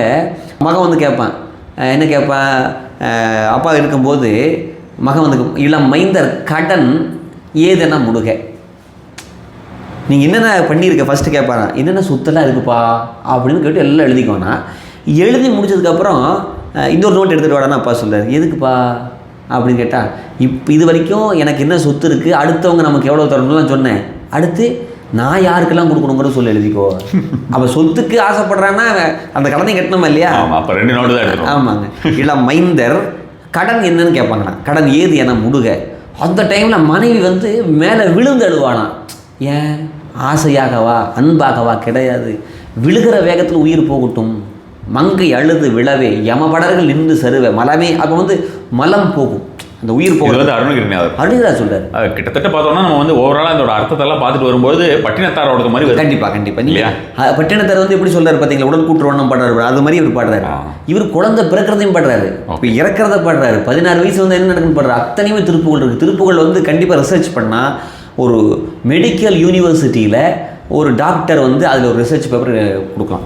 அந்த அளவுக்கு திருப்புகள் இருக்குது. சரி, அதை இப்போ சொல்லிட்டேன். இள மைந்தர் கடன் ஏதன முடுக மங்கை எழுது விழவே யமபடர்கள் நின்று சருவ மலமே ஒழுக. அந்த நேரத்தில் வந்து அதற்கான ஒரு மலம் போகும்னு சொல்கிறாங்க. மலமே ஒழுக உயிர் மங்கும். அந்த நேரத்தில் முருகா எரும மாட்டு மேலே யமன் வர்றதுக்கு முன்னாடி நீ மயில் வாகனத்தின் மீது வந்து என்னை எடுத்துகிட்டு போ முருகா. உயிர் மங்கும் பொழுதில் கடிதே மயிலின் மிசை வர வேண்டும். அவன் மெதுவாக தான் வரும், அதுக்குள்ள நீ வேகமாக மயிலில் வந்துரு. கடிதே மயிலின் மிசை வர வேண்டும். யார் நீ அப்படின்னு கேட்டால், எந்தை வருக ரகுநாயக வருக என் கண் வருக எனது ஆருயிர் வருக அபிராமா இங்கு வருக அரசே வருக முலையுண்க வருக என்று பரிவினோடு கோசலை புகழ வரும் மாயன். கோசலைனா கௌசல்யா, ராமனுடைய அம்மா வந்து என்ன பண்ணுறாலாம், ராமனை பார்த்து நீ வாடா சாப்பிட்றா கண்ணா கொஞ்சம் பால் குடிடா அப்படின்னு சொல்லி கௌசல்யாவாக இருக்கிற தேவி வந்து ராமன் அழைப்பாராம். ஏன் திருப்புகழ் எது வரணும் அப்படின்னு கேட்டால் பாருங்களேன், கோசலை புகழ வரும் மாயன். மாயன்னா ராமன். மாயன் அவருக்கு பிடிச்சமான மருமகனே. மாயன் சிந்தை மகிழும் மருகா குறவரிள வஞ்சி மருவு மிளகா அமரர்களை சிந்த வேறுடுமடி அடுத்தீரா. அப்புறம் அவங்க அப்பாவை பற்றி சொல்லணும், மாமனார் பற்றி சொல்லியாச்சு, அப்பாவை பற்றி சொல்லணும்ல. திங்கள் அரவு நதிசூடிய பரமர். சிவபெருமானுடைய தலையில் என்ன இருக்குன்னு கேட்குறாரு. திங்கள்னா சந்திரன், திங்கள் அரவுனா பாம்பு, திங்கள் அரவு நதி அப்படின்னா கங்கை வச்சிருக்காரு. நதி சூடிய பரமர் தந்த பார்வதி மூலமாக தரல, முருகப்பெருமானை சிவபெருமான் தானாகவே தந்தார்ல. இந்த உலகத்தில் உண்மையிலேயே ஆண் பிள்ளைனா முருகப்பெருமான் மட்டும்தான் ஆண் பிள்ளை. ஒவ்வொரு இப்போ செட்டியார் வீட்டில் விழுந்தா செட்டியார் பிள்ளை, முதலியார் வீட்டில் விழுந்தா முதலியார் பிள்ளை, பெண் வயிற்றில் பிறந்தா பெண் பிள்ளை, ஆண்கிட்ட இருந்து பிறந்தா ஆண் பிள்ளை. முருகப்பெருமான் தான் அன்ட்டு வந்தார். அப்போ சொல்கிறாங்க பாருங்க, திங்கள் அரவு நதி சூடிய பரமர் தந்த பரம அலையே கரை போடுத செந்தில் நகரில் இனிதே மருவி வளர் பெருமாளே. இப்படி ஏற்பட்ட திருச்செந்தூர் இருக்கக்கூடிய முருகப்பெருமானை இப்படியெல்லாம் நோய் வந்து என்னுடைய உடம்பெல்லாம் கஷ்டப்பட்டு போகும், அப்படி போகாமல் நீ என்னை காப்பாற்றிக்கோ அப்படின்னு வேண்டார். இந்த திருப்புகளை பக்தியோட பாராயணம் பண்ணால் கண்டிப்பாக நமக்கு இருக்கிற ஒரு பாறாங்கல் அளவுக்கு ஒரு நோய் வருதா, அது கூழாங்கல் அளவுக்கு போயிடும். புதிச்சுக்கிட்டு இருக்கிற அண்டா தண்ணி அதை நம்ம தான் இறக்கி வைக்கணுங்கிறது நம்மளுடைய கர்மாவாக இருக்குது. கண்டிப்பாக முருக பக்திங்கிறது திருப்புகழ்ங்கிறது எப்படி வருதுன்னு கேட்டால், அதை தூக்கி நம்ம தான் வைக்கிறோம், ஒரு துணி மாதிரி கிடைக்கும், அதை எடுத்து வச்சிடலாம் அப்படிங்கிறது தான். சரி. அதாவது ரொம்ப இதில் வந்து ஒரு இன்ட்ரெஸ்டிங்கான விஷயம் என்னன்னு பார்த்தீங்கன்னா, நான் ஏற்கனவே அந்த சண்டி ஹோமம் இவ்வளோ பண்ணியிருக்கேன்லாம் சொல்லியிருக்கேன் இல்லையா? அது மாதிரி பார்த்தீங்கன்னா மிருத்யுஞ்ச ஹோமம், நமக்கு மிருத்யுஞ்ச மந்திரம் தெரியும் உங்களுக்கு. மிருத்யுஞ்ச ஹோமம் வந்து பார்த்தோம்னா ஆயிரக்கணக்கான மிருத்யுஞ்ச ஹோமம் பண்ணியிருக்கேன். ஸோ அப்போ அந்த மிருத்யுஞ்ச மந்திரத்துடைய ஒரு அர்த்தம் அப்படின்ற மாதிரியான விஷயமா பார்த்தோம்னா, நீங்கள் இப்போ சொன்னதுடைய அர்த்தமும் இதோடைய ஒரு அர்த்தமும் அப்படியே கோரிலேட் ஆகும். உயிர் காக்கும் மந்திரம் என்று இந்த மிருத்யுஞ்சத்துக்கு அடுத்தது மிருத்த சஞ்சீவனி மந்திரம் அப்படின்னு சொல்லுவோம். இந்த இரண்டுத்துக்கு தவிர வேற எதுவும் இல்லை அப்படின்ற மாதிரியான விஷயமா சொல்லுவோம். நிறைய பேர் வந்து பார்த்தோம்னா ஒரு ஐசியூ மாதிரியான ஒரு கண்டிஷனில் இருக்கிறவங்க யூஎஸ்ல நிறைய பேர் இருக்காங்க எனக்கு. So followers. ஸோ அவங்கெல்லாம் அந்த மாதிரி இருக்கிற டைமில் நைட்டெல்லாம் விழிச்சிருந்து பார்ப்பாங்க. ஏன்னா நம்ம பகலில் தான் பண்ண முடியும். அவங்களுக்கு வந்து அது இரவாக இருக்கும். ஐசியூவில் இருப்பாங்க. அங்கிருந்து பார்த்து அப்படியே அவங்க வந்து ஆன்லைனில் சங்கல்பம் பண்ணி அப்படியே அந்த மாதிரியான ஒரு விஷயமாலாம் ஏகப்பட்டது அந்த மாதிரி போயிட்டு இருக்கு. அது மூலமாக நல்ல வெறுக்கிற வந்துருக்கு இல்லைங்களா சார்? 100% சார். அங்கிருந்து இங்கே ஒரு குழந்தைய கூட்டிட்டு வந்து நம்ம கிட்ட ஆசீர்வாதம் வாங்கிட்டு போனோம். அப்படியே அங்க ஒரு குழந்தை வந்து 3 நாள் தொடர்ந்து நம்ம வந்து ஹோமங்கள் செய்தோம். அதுக்கு உண்டான அர்த்தம் என்னவோ அதே அர்த்தத்தை தான் அருணகிரிநாதரும் சொல்லியிருக்காரு. அப்படின்னா சிமிலராக வந்து பார்த்தோம்னா இதோட அர்த்தம். ஆனால் இதெல்லாம் நம்ம வந்து படிக்கும்பொழுது பார்க்கும்போது அர்த்தம் தெரிஞ்சு நம்ம படிக்கக்கூடியவர்களுக்கு வந்து ஒரு விதமான ஒரு கலக்கமும், ஜென்ரலா நமக்கு மனசுக்குள்ள இருக்கக்கூடிய அந்த ஒரு ஈகோ இருக்கும் இல்லையா, நான் என்கிற அகந்தையை வந்து அடிச்சு நொறுக்கிறாரு. இப்ப நீங்க சொல்றதை பார்த்தோம்னா படிச்சு முடிச்சோடனே அடிச்சு நொறுக்கிறாரு. நான் பெரிய ஆள் நினைச்சிட்டு இருப்பேன். நான் பார்த்தோன்னே ஓ எனக்கு இப்படிதான் உயிர் போகுமா அப்படிங்கும்போது எல்லாமே சரண்டர் ஆயிரும். அந்த சூட்சுமம் அப்படிங்கிறது அதுக்குள்ள அதுதான் இருக்கு. அதாவது பாத்தீங்கன்னா எப்பொழுது நம்மளுடைய அகந்தை அப்படின்ற மாதிரியான விஷயம் நமக்கு போக ஆரம்பிக்குதோ அதற்கு அப்புறம் வந்து பார்த்தோம்னா இருக்கக்கூடிய நாட்களை நம்ம வந்து இறை பக்தியுடனும் அடுத்தவர்களுக்கு அன்பு செலுத்தி இருக்கக்கூடிய ஒரு வாழ்க்கையாக தான் நம்ம செலுத்துவோமே தவிர பெரிதளவில் நமக்கு பேசிக்கலாவே இருக்கக்கூடிய ஒரு உயிர் மேல இருக்கக்கூடிய ஒரு ஆசை அப்படின்ற மாதிரியான ஒரு விஷயம் வராது இல்லையா? அந்த மாதிரியான ஒரு விஷயத்தை போகிறது. அப்ப அந்த விஷயத்துல வந்து நமக்கு நோய் நொடிகள் நீங்குவது அப்படின்ற மாதிரியான விஷயத்தையும் கொடுத்து அதே நேரத்தில் நம்ம வந்து ஒரு தர்மத்தின் வழி போவது அப்படின்ற மாதிரியான விஷயம், நம்ம அகந்தையை அழிப்பது அப்படின்னு எல்லாத்தையும் காம்பினேஷன் ஆஃப் எல்லாமே கொடுத்திருக்காரு.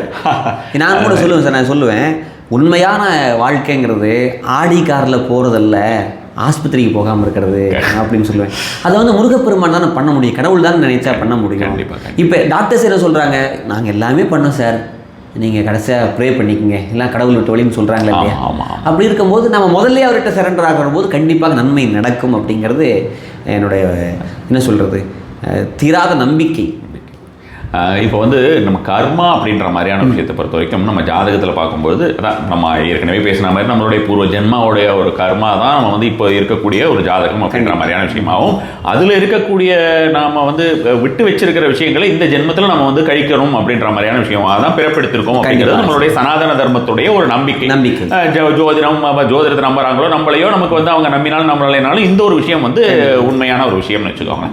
ஸோ அப்போ அந்த மாதிரி இருக்கும்பொழுது நான் இந்த மாதிரி ரொம்ப கடினமான ஒரு சூழ்நிலையில வரக்கூடியவர்களுக்கு கார்மிக் இது வந்து ரொம்ப ஜாஸ்தியாக இருக்குது அப்படின்னா அவங்ககிட்ட நான் சொல்லக்கூடியது வந்து பார்த்தோம்னா இரண்டு விஷயங்கள். இந்த 2 விஷயங்களை கண்டிப்பாக நீங்கள் செய்தே ஆக வேண்டும். அப்படி செய்யாமல் போச்சுன்னா இந்த கார்மிக் இது நம்ம வேற என்ன பரிகாரம் செய்தாலுமே தீராது அப்படிங்கிறது. அதில் வந்து பார்த்தோம்னா ஒன்று வந்து சிவன் கோயிலே உழவார பணி செய்வது, இன்னொன்று வந்து பார்த்தோம்னா முருகர் கோயிலே உழவார பணி செய்வது. முருகர் கோயிலுக்கு ஒரு துணி எடுத்துட்டு போயிட்டு முருகர் கோயிலில் அப்பப்போ போறீங்க, எவ்வளவோ தூண் இருக்கு, ஆயிரக்கணக்கான வருஷத்துக்கு முன்னால் வந்து பார்த்தோம்னா நம்ம மன்னர்கள் எல்லாமே நமக்காக கட்டி வச்சுட்டு போனாங்க. அவங்களுக்கு என்ன ஒரு ஃபோர்ஸ் சைட் இருந்திருக்கும் பாருங்க. கண்டிப்பாக இனி வரக்கூடிய சந்ததிகள் அவங்க வந்து ஒரு 4 சந்ததிக்கு ஒரு 7 தலைமுறை 8 தலைமுறை சொல்றாங்க. அந்த 7 தலைமுறை 8 தலைமுறைக்கெல்லாம் இப்ப சம்பாதிக்கிறவங்க எவ்வளவோ பேர் இருக்காங்க வேற எந்த வழியாவோ. அந்த மாதிரிலாம் இருந்தா ஆனா அந்த ராஜாக்கள் இருக்கக்கூடிய பணத்தை எல்லாத்தையுமே வந்து அள்ளி கொட்டி கிட்டத்தட்ட இப்ப நம்ம அந்த ஈசிஆர்லாம் போனோம்னா 1000 வருட கோயில்கள் நிறைய பணம் தாண்ட மாட்டேன்னு சொன்னேன் இல்லையா? நம்ம ஈசிஆர்ல நம்ம ஒரு லெவல் தாண்டிட்டோம்னு வச்சுட்டுங்களேன், அதுக்கப்புறம் வந்து கிட்டத்தட்ட நம்ம வந்து மரக்காணம் போற வரை வரைக்குமே 1500 ஆண்டுகள் 2000 ஆண்டுகள் அது மாதிரியான கோயில்களே வந்து பார்த்தோம்னா நான் வந்து எப்படி சொல்லுவேன்னா விவசாயத்துக்கு இறச்சி விட்டா மாதிரி இறச்சி விட்டுருக்காங்க. என்ன இப்படி பண்ணி வச்சிருக்காங்கன்னு இப்போ வந்து இவ்வளவு ஒரு வண்டி வாகன விஷயங்கள் எல்லாமே இருக்கு. அப்ப இந்த மாதிரியான வந்தோம் அந்த டைம்ல வந்து பாத்தீங்கன்னா எது இல்ல, இவ்வளவு கோயில்களை இப்படி பக்கத்துல கட்டியிருக்காங்க. ரொம்ப தொலைவாலாம் கட்டல, 1/2 கிலோமீட்டருக்கு ஒரு கோயிலா இருக்கும். அவ்வளவு பழங்கால கோயில்கள், பிரம்மாண்டமான கோயில்களும் சரி, பிரம்மாண்டம் நான் சொல்றது வந்து அதனுடைய சக்தியில சொல்றேன். அந்த மாதிரியான கோயில்கள் ஏகப்பட்ட கோயில்கள் இருக்குது. ஸோ அப்போ முருகர் கோயிலுக்கு நீ எங்கேயாவது போறியா, பழைய கோயில்கள் போறியா, பழைய கோயில் புதிய கோயில்களில் இப்போ எல்லாம் விளக்குகள்லாம் வேறு மாதிரிலாம் வச்சு அவங்களே வந்து மெய்டெல்லாம் வச்சிடுறாங்க. இப்போ நீங்கள் பழைய கோயில்களுக்கு தான் அந்த வசதிகள் இல்லாமல் இருக்கு. ஒரு தொடப்பத்தை வாங்கி கொடு, தொடப்பத்தை வாங்கி கொடுக்குறது அற்புதமான ஒரு கர்மா அப்படிங்கிற மாதிரியான கர்மா கிளென்சிங் கழிக்கும். ஆமாம், கண்டிப்பான முறையில் தென்னந்தொடப்பம் வாங்கி கொடுக்கறதுங்கிறது நம்மளே பெருக்கி விடுறதுங்கிறது அதை விட பெரிய ஒரு விஷயமா இருக்கும். என்னுடைய ஒரு டைமில் வந்து பார்த்தீங்கன்னா ஒரு வருஷம் முன்னால் என் காரோடைய டிக்கியில் வந்து பார்த்தோம்னா ஃபுல்லாக இந்த ஐட்டம்லாம் தான் இருக்கும். போகிற இடத்துலலாம் வந்து பார்த்தோம்னா கோயில்கள், எல்லா கோயில்களுமே, சிவன் கோயிலாகட்டும் முருகர் கோயிலாகட்டும் எல்லா கோயில்களுமே பண்ணுறது. நாராயணர் கோயில்கள் பெருமளவு வந்து அது பராமரிக்கப்பட்டு விடுகிறது. அந்த அளவுக்கு அப்படி அதுவும் சிதிலமடைந்த நிலையில் இருக்கக்கூடிய கோயில்கள் இருக்கு. கம்பேரிட்டிவ்லி வந்து பார்த்தோம்னா எல்லா கோயிலுக்குமே பண்ணலாம். ஆனால் கர்மா கிளென்சிங் அப்படின்னா முருகரும் சிவன் இவரை விட்டு, அது வந்து நான் ஜோதிட விதிகளை எப்படி சொல்றேன், நான் அது மாதிரியான விஷயம் தான். ஸோ அப்போ அந்த கர்ம வினைகள் தீர்வதற்குண்டான திருப்புகழா நம்ம வந்து என்ன சொல்லலாம்? கர்ம வினைகள் தீர்வதற்கான முத்தை தரு திருப்புகழ் பாடலாம், கண்டிப்பாக இது பண்ணலாம். நீங்கள் இந்த தொடப்ப சொன்னீங்க இல்லை, ஆமாம், அதில் ஒரு சின்ன கருத்தை நான் சொல்லணும். சொல்லுங்க. எனக்கு வந்து ஏன்னா இந்த திருப்புகழுக்கு போனாலும் கூட தேவாரத்துலேருந்து ஒரு ரெஃபரன்ஸ் நான் கொடுக்குறேன். சரி. திருநாவுக்கரசர்னு ஒருத்தர், ஆமாம், அவர் கையில் ஒரு தோசை திருப்புற கரண்டி மாதிரி ஒன்று இருக்கும். அதுக்கு பேர் உழவாரப்படைன்னு பேர். அவர் கோயிலுக்கு போனார், சிவாலயங்களுக்கு போனால் நேரம் சிவனை போய் பார்க்க மாட்டார்.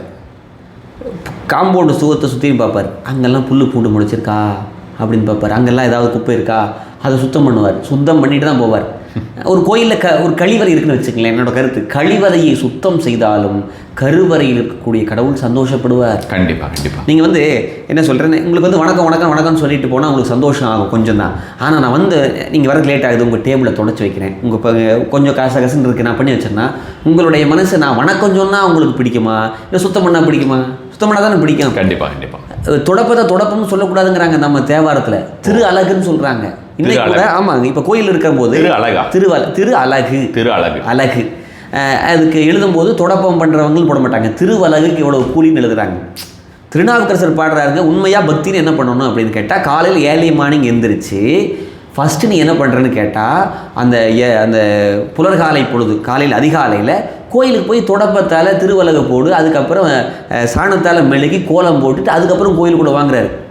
நிலை பெறுமாறு எண்ணுதியல் நெஞ்சே நீ வா, நெஞ்சே இங்கே வா, மனசுக்கு சொல்கிறார், நெஞ்சே நீ வா, நித்தலும் எவ்ரிடே நித்தலும் எம்பிரானுடைய கோயில் புக்கு, தினமும் கோயிலுக்கு போ, கோயில் புக்கு புலர்வதன் முன் அப்படின்னா விடியறதுக்கு முன்னாடி, புலர்வதன் முன் அழகிட்டு பெருக்கி அழகிட்டு மெழுக்கமிட்டு, அதாவது மெழுகி சாணத்தை தெளித்து மெழுக்கமிட்டு அதுக்கப்புறம் கோலமெல்லாம் போட்டுட்டு பூமாலை புனைந்து ஏற்றி அதுக்கப்புறம் சங்கரான்னு கும்பிடுங்கிறார். பூமாலை புனைந்து ஏற்றி சங்கரா செய்ய போட்டுன்னு சொல்லுங்கிறார். உண்மையிலேயே நீங்கள் உழவாரத்தை சொன்னீங்க பார்த்தீங்களா, எனக்கு நீங்கள் ஏன் சொல்கிறீங்கன்னு எனக்கு இப்போ தெரியுது.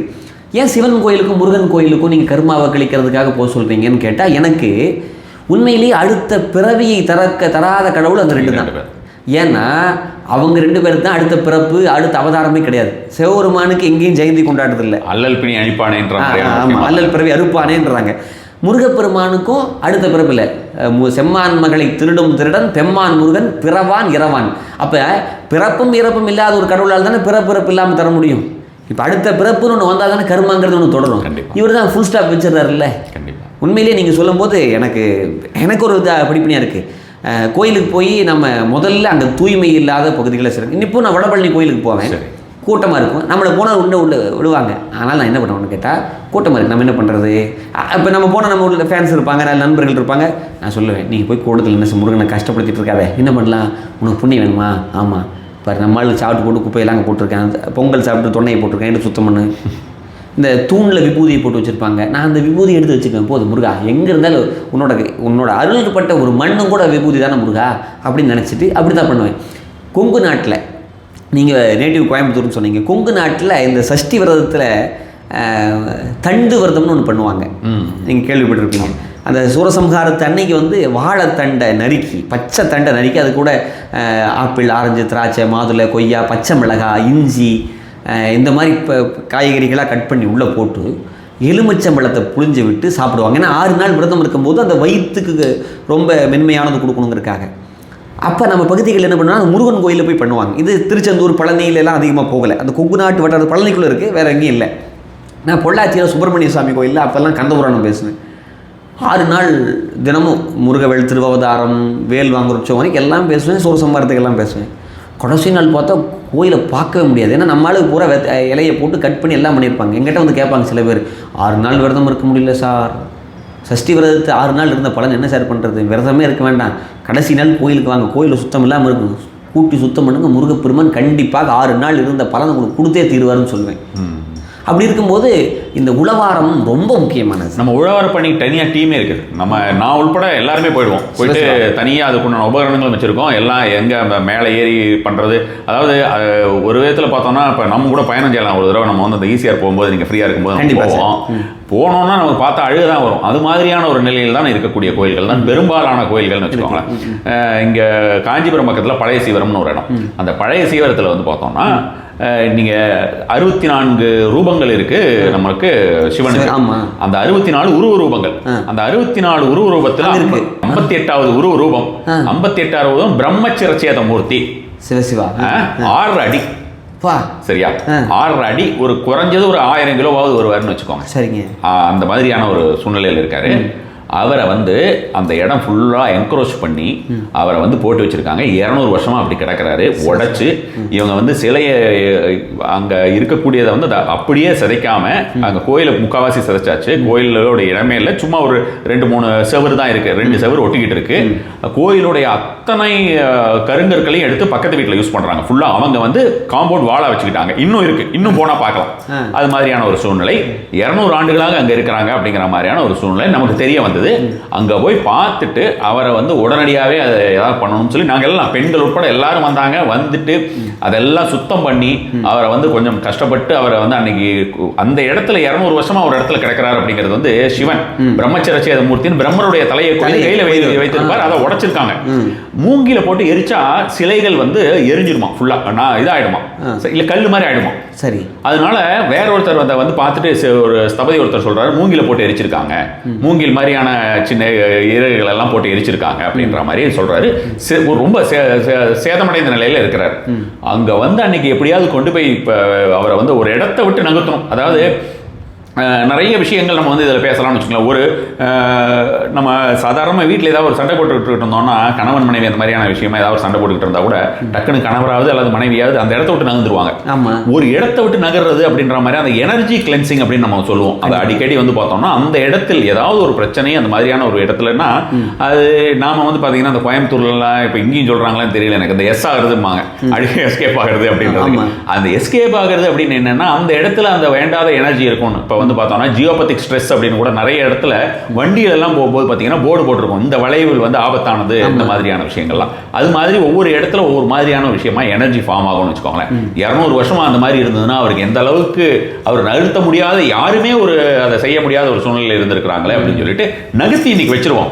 அதுக்கப்புறம் நம்ம ஏதாவது பார்த்துக்கோன்ட்டு அடுத்த நாள் வந்து ஜேசிபியை வர வச்சு ஃபுல்லாக அதை எல்லாத்தையும் ஃபுல்லாக க்ளீன் பண்ணிட்டு, அது ஒரு தடவைக்கு 2 நாள் ஃபுல்லாக அங்கே இருந்து க்ளீன் பண்ணி எல்லாம் பண்ணிட்டு அவருக்கு ஒரு ஷெட்டு போட்டு அந்த இடத்தெல்லாம் சீர் செஞ்சு அதுக்கு அங்கேயே வந்து பார்த்தோம்னா தோண்டும் பொழுது பெரிய ஒரு இல்லை பசங்க எல்லாமும் நிறைய பேர் வந்திருந்தாங்க. அது எதிரிலேயே ஒரு சிவன், வேற ஒரு சிவன் ஒருத்தர் இருக்கார், மாணிக்க வாசகர் வழிபட்ட சிவன். ரொம்ப பெரிய ஒரு விஷயம். அதுவும் அவ்வளோ ஒரு இயர் ஓல்டு தான். அது 1200 1000 வருடங்கள் வானது. அந்த பீடம் கிடைத்தது. அந்த பீடத்தை எடுத்து அவருக்கு கரை வச்சான்னா அவ்வளோ வெயிட்டு அவர் வந்து நல்லா அந்த மாதிரி பண்ணியிருக்காங்க பீடம்.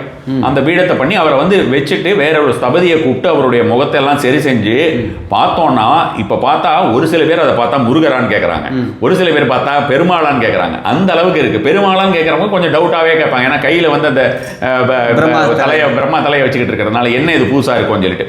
சிவரூபங்கிறது வந்து பலருக்கும் வந்து லிங்க வடிவிலேயே பார்த்ததுனால அது பெரும்பாலானவர்களுக்கு இது பண்ண முடியல. ஆனா இவரை தரிசித்தோம் என்றால் நமக்கு வந்து எப்படி அந்த பிரம்மா தலையை கொய்தவர் அப்படின்னு பார்த்தோம்னா அந்த விதியை உருவாக்குவார் அப்படின்ற மாதிரி, மாற்றுபவர் அப்படின்ற மாதிரி அவ்வளவு ஒரு பலன் கிடைக்கும். அவரை வந்து பார்த்தாலே பலன் கிடைக்கும். அவரை கும்பிடலாம் வேண்டாம், நம்மளுடைய விதி மாறும். கண்டிப்பான முறையில் விதி மாறும். நம்ம அவரை கும்பிடவே வேண்டான்ற நான், ஏன்னா என்னுடைய அனுபவத்தை நான் சொல்றேன். நான் அதெல்லாம் செஞ்சு அவருக்கு வந்து ஃபுல்லாக சுற்றி வேலி போட்டு வச்சிருக்கேன். ஃபுல்லாக நம்மளுடைய சொந்த செலவில் தான் பண்ணோம், எங்கள் டொனேஷன்லாம் எதுவும் இது பண்ணல. அது மாதிரியான ஒரு முறையாக வைத்திருக்கிறேன். அது திரும்ப எப்படியாவது ஒரு வளரணும் அப்படின்ற மாதிரியான ஒரு எண்ணத்தில் இருக்கும். அவரை பார்க்கும் பொழுது அங்கே ஒரு 10 நிமிஷம் நின்று பார்த்துக்கிட்டு இருந்தோம், ஒரு 15 நிமிஷம் நம்ம பார்த்துக்கிட்டு இருந்தோம்னாலே நம்மளுடைய கண்டிப்பான முறையிலே நம்மளுடைய எண்ணங்களாகட்டும், நம்மளுடைய எல்லா விஷயங்களுமே ஒரு மாற்றம் அப்படின்றது கண்டிப்பாகவே வருதுன்னு வச்சுக்கோங்களேன்.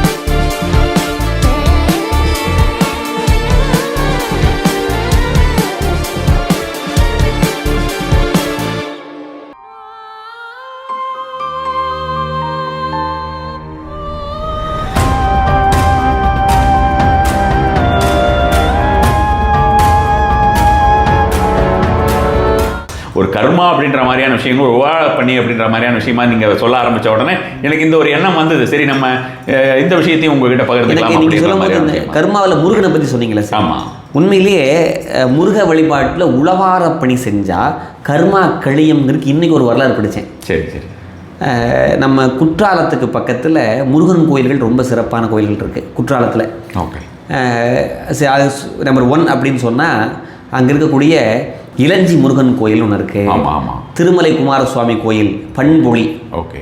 அது அவ்வளவு இயற்கை முத்தமிட்ட பகுதின்னு சொல்லலாம். அந்த பகுதியை ஒரு அழகான குன்று, அதுக்கு மேலே முருகப்பெருமானுடைய தலம் பண்பொழி திருமலை குமாரசுவாமி திருத்தலம் அப்படின்னு யூடியூப்பில் போட்டால் கூட வரும். சரி. அங்கே நான் தரிசனத்துக்கு போயிட்டு அங்கே போனால் நான் நண்பர்கள்லாம் வர்றாங்க, பார்க்குறதுக்கு வர்றாங்க. நம்ம அவ்வளோ நேரம் இருக்கக்கூடாது அப்படின்ட்டு கீழே வந்துட்டு வந்தால் ஒரு ஜீவசமாதி இருக்குது. அம்மையார் பேர் சிவகாமி அம்மையார்னு பேர். ஜீவசமாதி. நான் உள்ளே போக முடியல. அங்கேயே நான் ரோட்லேயே கீழே விழுந்து கும்பிட்றேன். நான் அங்கேருந்து வண்டியில் வர்றேன், வண்டி நிறுத்த சொல்லிவிட்டு டிரைவர் நிறுத்த சொல்லிட்டு இறங்கி அப்படியே நெடுஞ்சான்கிடையே விழுந்து கும்பிட்றேன். யாருன்னு தெரியாது. அவங்க தான் அந்த கோயில் அமைவதற்கு காரணமானவர்கள்னு படித்தேன். அவ்வளவுதான். அந்த அம்மையார் சிவகாமி அம்மையார். இன்றைக்கி வந்து செய் தொண்டர்கள் புராணம்னு ஒன்று படிக்கிறேன். அதில் சிவகாமி அம்மையார் பற்றி வருது. அந்த அம்மா என்ன பண்ணியிருக்காங்க, ஒரு நல்ல குடும்பத்தில் பிறந்தவங்க, முருக பக்தி ரொம்ப. அதே மாதிரி கணவர் வேணும்னு நினைக்கிறாங்க. ஒரு கணவர் வந்து சேருகிறார். அம்மையாரோட பேர் இன்னொரு சிவகாமி அம்மையார்னு பேர். சிவகாமி அம்மையார். அந்த சிவகாமி அம்மையார் வந்து நல்ல முருக பக்தியில் இருக்காங்க. நல்லா மற்றவங்களுக்கு கொடுக்கறது, உழவார பணி செய்கிறது இதெல்லாம் பண்ணிகிட்டு இருந்திருக்காங்க. கணவர் அதே மாதிரி வந்திருக்காரு பாருங்களேன். எப்பயுமே கணவன் மனைவி ஒன்று சேருவது குழந்தை பெறுவதற்காகவோ, நம்முடைய குடும்ப விருத்தியாகணும், பேரம்பேத்தியை கொஞ்சணுங்கிறதுக்காக மட்டுமல்ல, தர்மங்கள் தலை நிற்க வேண்டும். ஒரு கோயிலில் விளக்கறியதுக்கு இந்த குடும்பத்திலேருந்து எண்ணெய் கொடுத்துக்கிட்டு இருக்காங்களா, அந்த எண்ணெய் வருங்காலத்திலையும் போகணும். அன்னதானத்துக்கு இந்த குடும்பத்திலேருந்து ஒரு அன்னதானத்துக்குன்னா ஒரு அமாவாசைக்குன்னா ஒரு பை அரிசி எடுத்து கொடுப்பாங்க, அரிசி கொடுப்பாங்கன்னா அடுத்து அந்த தர்மத்தை கொண்டு வரணும். அதுதான் ரொம்ப முக்கியம். அப்போ அது மாதிரி கணவன் மனைவி அமையணும். அதான் ரொம்ப முக்கியங்க. கணவர் அமைகிறார். கணவர் எப்பேற்பட்டவர்னு கேளுங்க. திருவண்ணாமலை அருணாச்சலேஸ்வரர் மேலே ஒரு தீராத பக்தி அந்த மாதிரி இருக்காங்க. இருந்தும் கூட 2 பேரும் சேர்ந்து தர்மங்கள் பண்ணிக்கிட்டே இருக்கிறாங்க. நான் யாராவது வந்தாங்கன்னா சாப்பாடு அடியார்களுக்கு மட்டும் இல்லை, பசியோடு யார் வந்தாலும் சாப்பாடு இப்படி போட்டுக்கிட்டு இருக்காங்க. அப்படி பண்ணிகிட்டு இருக்கும்போது குழந்தை பாக்கியம் கிடைக்கல அவங்களுக்கு. இன்னும் இந்த இன்டர்வியூவில் நான் சொல்கிறேன், குழந்தை பாக்கியம் கிடைக்கல அப்படின்னா அது பெரிய வருத்தத்துக்குரிய செய்தி அல்லங்கிற நான் நினைக்கிறேன். கர்மாவை கடவுளை அதோட கட் பண்ணுறாருன்னு நான் நினைக்கிறேன். கண்டிப்பாக அதுவும் என்ன சொல்கிறீங்க? அப்போ குழந்தை பாக்கியம் கிடைக்கல. ஆனாலும் அவங்க நினைக்கிறாங்க, குழந்தை பாக்கியத்தை முருகன் கொடுக்கலினாலும் ஊர் மக்களை நம்ம குழந்தைய நினைக்கணும் அப்படின்னு சொல்லி நினைக்கிறாங்க. நினச்சி அவங்களுக்கு சாப்பாடு எல்லாம் பண்ணிக்கிட்டு இருக்காங்க. அப்படி பண்ணிக்கிட்டு இருக்கிற காலத்தில் ஒரு நாள் அனுமன் பாலம், அனுமன் ஆறுன்னு ஒரு ஆறு இருக்குது, அனுமன் நதின்னு. அந்த நதியில் வெள்ளப்பெருக்கு எடுத்து போய் ஒரு பால் அடிஞ்சு போயிடுச்சு. இது வந்து குற்றாலத்துக்கு பக்கத்தில். ஓகே. இந்த இடத்த சம்பவம். பாலம் போயிடுச்சு. நம்ம சொந்த காசில் நம்ம மக்களுக்கு செஞ்சு கொடுக்கணும்னு சொல்லி அந்த சிவகாமி அம்மையாரும் அவங்களுடைய கணவரும் பண்ணுறாங்க. பண்ணி முடிச்சு ஊர் மக்கள் பெருசாக இன்னைக்கு கணவரோட பேர் தான் அப்போ வச்சாங்களாம் அந்த பாலத்துக்கும் கூட. இதெல்லாம் முடிஞ்சிருச்சு. அப்படி இருக்கிற போது ஒரு மாற்று சமயத்தை சார்ந்த ஒரு துறவி வர்றாரு, இஸ்லாமிய சமயத்தை சார்ந்த துறவி வர்றாருன்னு அதில் படித்தேன். ஒருவேளை முருகன் கூட அருள் செஞ்சுருக்கலாம். வந்த உடனே அவங்களுக்கு சாப்பாடெல்லாம் போடுறாங்க. எல்லாம் பண்ணி முடிச்சதுக்கப்புறம் இவங்களுக்கு கூட மனசுக்குள்ள ஒரு சின்ன குறை இருக்கே, குழந்தை பேர் இல்லைன்னு சொல்லி. அப்படி இருக்கும்போது உன்னோட மனசுக்குள்ள என்ன இருக்குன்னு எனக்கு தெரியும், கவலைப்படாத, நீ முருகன் கோயில் திருப்பணியை பண்ணு. முருகன் கோயில் திருப்பணியை பண்ணலை, திருமலை சாமி அதில் வந்து ஒரு கரடு இருக்குது. கரடுனா மலையில் ஒரு பகுதியான பகுதிக்கு ஒரு கரடு. அந்த கரடுக்கு போ, முருகன் உனக்கு அருள் செய்வான் அப்படின்னா அந்த அம்மா போகிறாங்க. அந்த அம்மா மட்டும் தனியாக போகிறாங்க. தனியாக போகும்போது அங்கே ஒரு அவ்வளோ பெரிய ஒளி தோன்றியதான் ஒரு சின்ன பையன் வந்து நெத்தியில் திருநீர் பூசிட்டு ருத்ராட்சம் போட்டுக்கிட்டு வந்து, கோயில் சின்னதாக இருக்குது, நீ என்ன கேட்குறேன்னு எனக்கு தெரியும், உனக்கு குழந்தை பாக்கியம் வேண்டாம், உன்னோட வாழ்க்கையே நல்லா இருக்கணும்னு சொன்னால் நீ கோயில் திருப்பணியை பண்ணுன்ட்டாங்க. சொன்னது முருகப்பெருமான். அப்போ குழந்தை பாக்கியம் என்பது நம்முடைய கர்மாவை அடுத்தது கொண்டு போய்கிட்டே இருக்கும். அப்போ அந்த அம்மா என்ன பண்ணுறாங்க அப்படின்னு கேட்டால், பெரிய மலைங்க, பழனி மலையை விட பெருசு. அந்த மலைக்கு மேலே யானையை வச்சு கற்களை கொண்டு போகிறாங்க. ராஜாக்கள் தான், பெரிய ராஜராஜ சோழன் மாதிரி ஆட்கள் தான் கோயில் கட்ட முடியும் இல்லைங்களா, அது யானைகளை வச்சு கொண்டு போக முடியும். இந்த அம்மா அத்தனையும் பண்ணுறாங்க. அப்போ கல் வந்து பிறண்டு கீழே விழுக்கிற போது தடுமாறி விழுந்தால் இவங்க தலையில் சுமந்துட்டு போயிருக்காங்க. கருங்கலை சுமந்து அந்த கோயில் கட்டியிருக்காங்க. இன்றைக்குமே அங்கே போனீங்கன்னா நீங்கள் பார்க்கலாம். அப்போ எனக்கு என்ன தெரியுது, முருகன் கோயிலுக்கு திருப்பணி பண்ணாலோ அல்லது உழவார பணி பண்ணாலோ கண்டிப்பாக கர்மா களையும். முருகனே வந்து சொல்லுவார். அதன் மூலமாக நம்மளுடைய புகழுடம்பு நமக்கு இருக்கும், எப்பவும் புகழ் இருக்கும், ஆனால் நம்ம கர்மா இருக்காது. அதோட அவங்க பாருங்க, அடியார்கள் வரிசையில் ஒருத்தர் வந்துட்டாங்களே, சாதாரண ஒரு பெண்மணி தான், இன்னைக்கு வரைக்கும் கோயில் திருப்பணினா ஆண்கள் தான் பண்ணுவாங்க, அதுவும் சக்கரவர்த்திகள் பண்ணுவாங்க. அப்படி இருக்கும்போது சாதாரண ஒரு பெண்மணியும் கூட பண்ண முடியும் அப்படிங்கிறத முருகப்பெருமான் கொண்டு வந்தார் அப்படின்னு சொன்னால் கர்மாவை மாற்றக்கூடிய மாபெரும் செயல் தான். அந்த நமக்கு டெய்லி சொல்கிற மாதிரியான ஒரு திருப்புகள் கர்மா களைவதற்கு கர்மா களைவதற்கு முந்து தமிழ் மாலை கோடி கோடி சந்தமுட நீடு பாடி பாடின்னு ஒரு திருப்புகள் நம்ம முத்தை திரு பக்தி முத்தை திருன்னு சொல்லலாம். இந்த முந்து தமிழ் மாலையில் என்ன இருக்குன்னா, முந்தை வினையே வராமல் போகன்னு ஒரு வரி வருது. முந்தை வினையே வராமல் போக நீ அருள் செய்யணும் முருகான்னு கேட்கிறாரு. ஏன்னா முத்தை திரு, நான் எதுக்காக இந்த ஒரு கேள்வியை திரும்பியும் கேட்டேன்னா, முத்தை திரு வந்து எல்லாருக்குமே ஒரு கன்ஃபியூஸ்டர் இல்லை. முத்தை திரு வந்து எல்லாத்துக்குமேங்க, எல்லாருக்கும் வராதுன்ற டக்குன்னு எல்லாருக்கும் வராது. முத்தை திரு வந்து சொல்றது கொஞ்சம் கஷ்டம் தான். ஏன்னா முருகப்பெருமான் அடி எடுத்து கொடுத்ததுனால கொஞ்சம் கஷ்டமா இருக்கும். அப்படி முடியாதவங்க நம்மளுடைய கர்மா கழியணும் அப்படின்னு சொன்னா முந்து தமிழ் மாலை கோடி கோடி சந்தமுடு நீடு பாடி பாடின்னு ஒரு திருப்புகள் தொடங்கும். அதில் முந்தை வினையே வராமல் போக அப்படின்னு ஒரு வரி வரும். என்ன முருகா, எனக்கு முந்தை வினை வராமல் போகணும் முருகா, அதுக்கு நீ என்ன பண்ணுமோ அதை பண்ணிவிடும் முருகா அப்படின்னு அருணகிரிநாதர் கேட்குறாரு. நம்ம டிஸ்கிரிப்ஷனில் போடுவோம், படிக்கிறவங்க படிக்கட்டும். கண்டிப்பாக இந்த திருப்புகள் எப்படி படிக்கணும் அப்படின்னு கேட்டால், கர்மா போகணும் அப்படின்னா முந்து தமிழ் மாலை அப்படிங்கிற திருப்புகளை தினமும் காலையும் மாலையும் ஒரு 6 முறை பாராயணம் பண்ணணும். முடியாதவங்க கேட்கணும், ஒன்றும் சொல்லணும் இல்லைன்னா கேட்கணும். கேட்டால் கண்டிப்பாக முருகப்பெருமான் நம்முடைய கர்மாவை கழிப்பாருங்கிறது என்னுடைய பூரணமான நம்பிக்கை. இந்த 6 அப்படின்ற ஒரு விஷயம் வந்து ஆறுமுகன் அப்படிங்கிறதுனாலையும் வந்து ஷடாட்சரக்குரியவர் அப்படிங்கிற மாதிரியாகவும் 6 படை வீட்டுக்குரியவர்ங்கிற மாதிரியான ஒரு விஷயமாகவும் இப்போ நம்ம 6ங்கிற மாதிரியான விஷயமாக கண்டிப்பாக கண்டிப்பாக கண்டிப்பாக. அதனால என்னுடைய நம்பிக்கை முருகப்பெருமான் எல்லாத்தையும் அது கர்மாவை எனக்கு இந்த இன்டர்வியூவில் மக்களுக்கு பயனுடையதுங்கிற 2வது, எனக்கு பயனுடையதாக நீங்கள் சொன்னீங்க பார்த்தீங்களா, அது சிங்க் ஆகுது பாருங்களேன். நீங்கள் தாந்திரிக்கு முறையில் நீங்கள் சொல்கிறீங்க, ஜோதிடத்தில் பெரிய வல்லுநர், நீங்கள் இவ்வளோ வருஷமாக நீங்கள் அனுபவத்தின் மூலமாக படிப்பின் மூலமாக சொல்கிறது இன்றைக்கி என்னோட புக்கில் படித்த புராணத்தில் சிங்க் ஆகுது பார்த்தீங்களா. ஆமாம். அதே மாதிரி ஒரு சின்ன செய்தி சார், எனக்கு திருவண்ணாமலையில் அந்த சிவகாமி அம்மையாருடைய கணவருக்கு திருவண்ணாமலை மேல் ரொம்ப அன்புன்னு சொன்னா பார்த்தீங்களா, அங்கே கர்மா கழிஞ்ச ஒரு செய்தி உண்டு. ஓகே. எப்படின்னு கேட்டிங்கன்னா, அந்த திருவண்ணாமலையில் ஒவ்வொரு கோபுரத்துக்கும் ஒவ்வொரு சிறப்பு இருக்குது. வல்லாள மகாராஜா கட்டின கோபுரம் ஒன்று இருக்குது, மகாராஜா கட்டின கோபுரம் இருக்குது, சாதாரண ஒரு பெண்மணி கட்டின கோபுரம் இருக்குது. அம்மணியம்மாள் கோபுரம்னு ஒரு கோபுரம், வட கோபுரத்துக்கு அம்மணியம்மாள் கோபுரம்னு பேர். அந்த அம்மா சாதாரணம்மா, அந்த அம்மா நினச்சது பாருங்களேன், நான் வந்து என் குடும்பத்துக்கு நான் வீட்டை கட்டுவேன், நான் கார் வாங்குவேன் அப்படி நினைக்காம கோபுரம் கட்டுவேன் அப்படின்னு சொல்லி ஒரு ராஜாக்கள் கட்டுக்கிற கோபுரத்துக்கு கூட ஒரு பெண்மணி கட்டுனாங்க அப்படின்னு சொன்னால் அந்த அம்மா கர்மா கழிஞ்சிருச்சுல்ல. கண்டிப்பாக கண்டிப்பாக. அடுத்த பிறவிங்கிறது எல்லாம் போய் சிவபெருமானுடைய எங்கள் திருவண்ணாமலை நினைச்சாலே முக்தி. ஆமாம். நினச்சா முக்தி தரக்கூடிய கோயிலுக்கு நான் திருப்பணி பண்ணுவேன்னு நினைக்கிறது அவ்வளோ பெரிய முக்தி. அங்கே போய் அந்த மாதிரி பண்ணிட்டாங்களே. அது ஒரு ராஜா கட்டின கோபுரம் இருக்குது, அதுக்கு ஈக்குவலாக சாதாரண ஒரு பெண்மணி கட்டின கோபுரம் வருது அப்படின்னு சொன்னால் அது சிவபெருமானுடைய அருள் தானே. அப்போ அந்த அம்மா கண்டிப்பாக முக்தி இருக்குமா இல்லையா? கண்டிப்பாக. இன்னைக்கு வரைக்கும் எப்பேற்பட்ட கோடீஸ்வரர்கள்லாம் போய் மலையை சுற்றிக்கிட்டு இருக்காங்க, ஆனால் இந்த அம்மா எவ்வளோ பெரிய பணியை செஞ்சுருக்காங்க. அப்படி இருக்கும்போது நீங்கள் சொன்னதான் எனக்கு வருது சார். சிவாலயங்களையும் சரி முருகனுடைய திருத்தலங்கள்லையும் திருப்பணி பண்ணால் அங்கே போய் உழவார பணி செஞ்சு, ஏன்னா நம்ம வந்து 2 விஷயம் தான் அதிகப்படியான ஒரு பலன் கொடுக்கக்கூடியது. ஒன்று வந்து இந்த மாதிரியான உழவார பணி செய்யறதுக்கு, அடுத்தது விளக்கேற்றி வைப்பது. அப்படி கண்டிப்பாக சுத்தமான இது இழுப்பெண்ணெய் தீபமோ அல்லது வந்து நெய் தீபமோ வந்து அதிக பலன் தரவல்லது நமக்கு வந்து நல்லெண்ணெய் தீபத்தை விட. இது 2மே. ஸோ இந்த மாதிரியான விஷயங்கள், இந்த ஒரு தீபம், அதாவது ஒரு கோயில்ங்கிறதே நம்ம வந்து எனர்ஜி சென்டர்னு தான் சொல்கிறோம். அப்போ அந்த கோயில் இருக்கக்கூடிய ஒரு கோயிலுக்கு வந்து விளக்கெறிவதற்கு நம்மளால் முடிந்த அளவுக்கு எண்ணெய்கள் வழங்குவது அப்படிங்கிறது, இழுப்பெண்ணெய் வழங்க முடியலை அப்படின்னா நல்லெண்ணெய், சுத்தமான நல்லெண்ணெய், நாம வந்து வீட்டில் யூஸ் பண்ற மாதிரியான ஒரு நல்லெண்ணெய் வழங்குவது அல்லது நெய் வழங்குவது நம்ம நிறைய கோயில்களுக்கு கொடுத்துட்டு இருக்கோங்க. நீங்க சொன்னது எனக்கு ரொம்ப சந்தோஷம் சார். நீங்க எப்படி கொடுத்துட்டு இருக்கீங்க? வீட்டில் பயன்படுத்துகிற மாதிரின்னு சொன்னீங்க. ஆமாம் ஆமாம், அது ரொம்ப முக்கியங்க. 15 வருஷமாக நம்ம வந்து பார்த்திங்கன்னா நம்ம சண்டி ஹோமங்கள்லாம் பண்ணும்பொழுது மக்கள் திரளாக வந்து பார்த்திங்கன்னா எல்லாம் நிறைய வாங்கிட்டு வருவாங்க. சில பேர் அறியாமையில் வந்து நார்மலாக இருக்கக்கூடிய அந்த ஒரு பாட்டில் இருக்கிற நெய்யெல்லாம் வாங்கிட்டு வந்துடுவாங்க. அப்படியே அவங்க கிட்ட நம்ம தனியாக எடுத்து வச்சுருவோம். இது வந்து ஒரு 15 வருஷமாக கடைபிடிச்சிக்கிட்டு இருக்கிறோம். எல்லாத்தையுமே தனியாக எடுத்துருவோம்.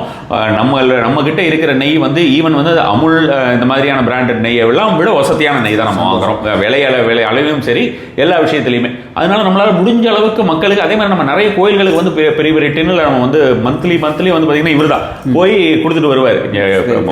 மகாபலிபுரம் ஏரியாவில் நிறைய இருக்கு. அங்கே அவங்களால வந்து வாங்க முடியாத சூழ்நிலையில் அந்த கோயில்கள் இருக்கு. அது வந்து அவ்வளோ ஒரு வேதனை படக்கூடிய விஷயம். மக்கள்லாம் வராங்க, கும்பிடுறாங்க, அவங்க பாட்டுக்கு போயிடுறாங்க. தட்டு காசு தான் வந்ததுன்னா அதை அவர் எடுத்துகிட்டு போவார். அந்த மாதிரியான ஒரு சூழ்நிலையில் தான் இருக்காங்க. அந்த எண்ணெய் அப்படின்ற மாதிரியான ஒரு விஷயத்துக்கு வந்து ரொம்ப ரொம்ப மேண்டேட்டரி. அந்த உழவார பணி அப்படிங்கிறதுமே கண்டிப்பாக நம்மளுடைய கர்மாவை உடனடியாகவே தீர்க்கக்கூடியது அப்படின்னு நம்ம வந்து நீங்கள் சொல்லும் போது எனக்கு ஒன்று ஞாபகம் வருது சார். 63 நாயன்மார்கள் இருக்காங்க. அதில் கண்ணப்ப நாயனார் ஒருத்தர், கண்ணை பிடிங்க அப்படின்னவர் இல்லைங்களா? இப்படி ஒவ்வொரு நாயன்மார்களும் ஒவ்வொன்றும் பண்ணியிருக்காங்க. சிறு தொண்ட நாயனார் குழந்தைய தன்னுடைய மகனை வெட்டி கறி சமைச்சு போட்டார். இவருக்கும் நாயன்மார்கள் ஒரு தகுதி கொடுத்துருக்காங்க, அவருக்கும் கொடுத்துருக்காங்க. கண்ணை பிடிங்க அப்படின்னவருக்கும் சரி, குழந்தைய இது பண்ணவருக்கும் சரி, எல்லாத்துக்கும் கொடுத்தாங்க. ஒரு நாயனார் வந்து விளக்கு மட்டும்தான் எரிச்சார், அவருக்கு 63 நாயன்மார்கள் கொடுத்தாங்க. அப்படின்னா நீங்கள் சொல்கிறது சாதாரணமாக கோயிலுக்கு எண்ணெய் வாங்கி கொடுக்கறது, நெய் வாங்கி தருவதும் கூட மாபெரும் புண்ணியம் அப்படிங்கிறது கண்டிப்பான முறையிலேயே அது மாதிரி தான் சொல்லலாம். இப்போ ஆடி கிருத்திகைக்கு வந்து ஜென்ரலாக உங்களுடைய முறை நீங்கள் வந்து சொல்லக்கூடிய முறையோ அல்லது வந்து உங்களோட ஃபாலோவர்ஸ்க்கு யாருக்காவது நீங்கள் வந்து அது மாதிரியான விஷயமாகவோ அல்லது நம்மளுடைய கிரந்தங்களிலே இருக்கக்கூடிய விஷயங்களாகவோ வரக்கூடிய ஆடி கிருத்திகைக்கு நம்ம வந்து சிறப்பான முறையில் வீட்டிலையே வச்சு நம்ம முருக வழிபாடோ அல்லது கோயில்களில் செய்யக்கூடிய முருக வழிபாடோ எதாக இருந்தாலும் பார்ப்போம். அதாவது கிருத்திகை அப்படிங்கிறது ஜோதிடத்தின்படி கிருத்திகை நட்சத்திரத்தை கொஞ்சம் தள்ளி வச்சுருப்பாங்க. காரியத்திற்கு நல்ல காரியங்களுக்கு எப்படி சிலது ஒரு பாட்டு கூட படித்தேன், ஆதிரை பரணி கிருத்திகை ஆயில்யம். பரணி அந்த மாதிரி சொல்லுவோம், பரணி ஆயில்யம் சொல்லுவோம். கிருத்திகை வந்து எல்லாத்துக்குமே தள்ள மாட்டோம், ஒரு சில விஷயத்துக்கு மட்டும். எனக்கு கிருத்திகை வந்து உங்களுக்கு பார்த்தீங்கன்னா அக்னியோட இது இல்லை. கண்டிப்பாக இல்லை, நான் படித்த புத்தகத்தில் ஒன்று வந்துச்சு, கிருத்திகை ஆயில்யம் முப்புறம் கேட்டை தீதுரு விசாகம் சுவாதி ஆயில்யம் மகம் மீறாரும் வழிநடை பட்டார் மீறால் பாய்தலில் படுத்தார் தேரர் மாதனம் கொண்டாதார்னு யார் வேணாலும் எழுதிட்டு போயிடுறாங்கல்ல. ஆனால் கிருத்திகைக்கு என்ன சிறப்புன்னு கேட்டால், எனக்கு முருகப்பெருமான் அருள் செய்த நட்சத்திரம், அதாவது முருகனே அருள் செஞ்சது கிருத்திகை நட்சத்திரத்துக்கு தான்.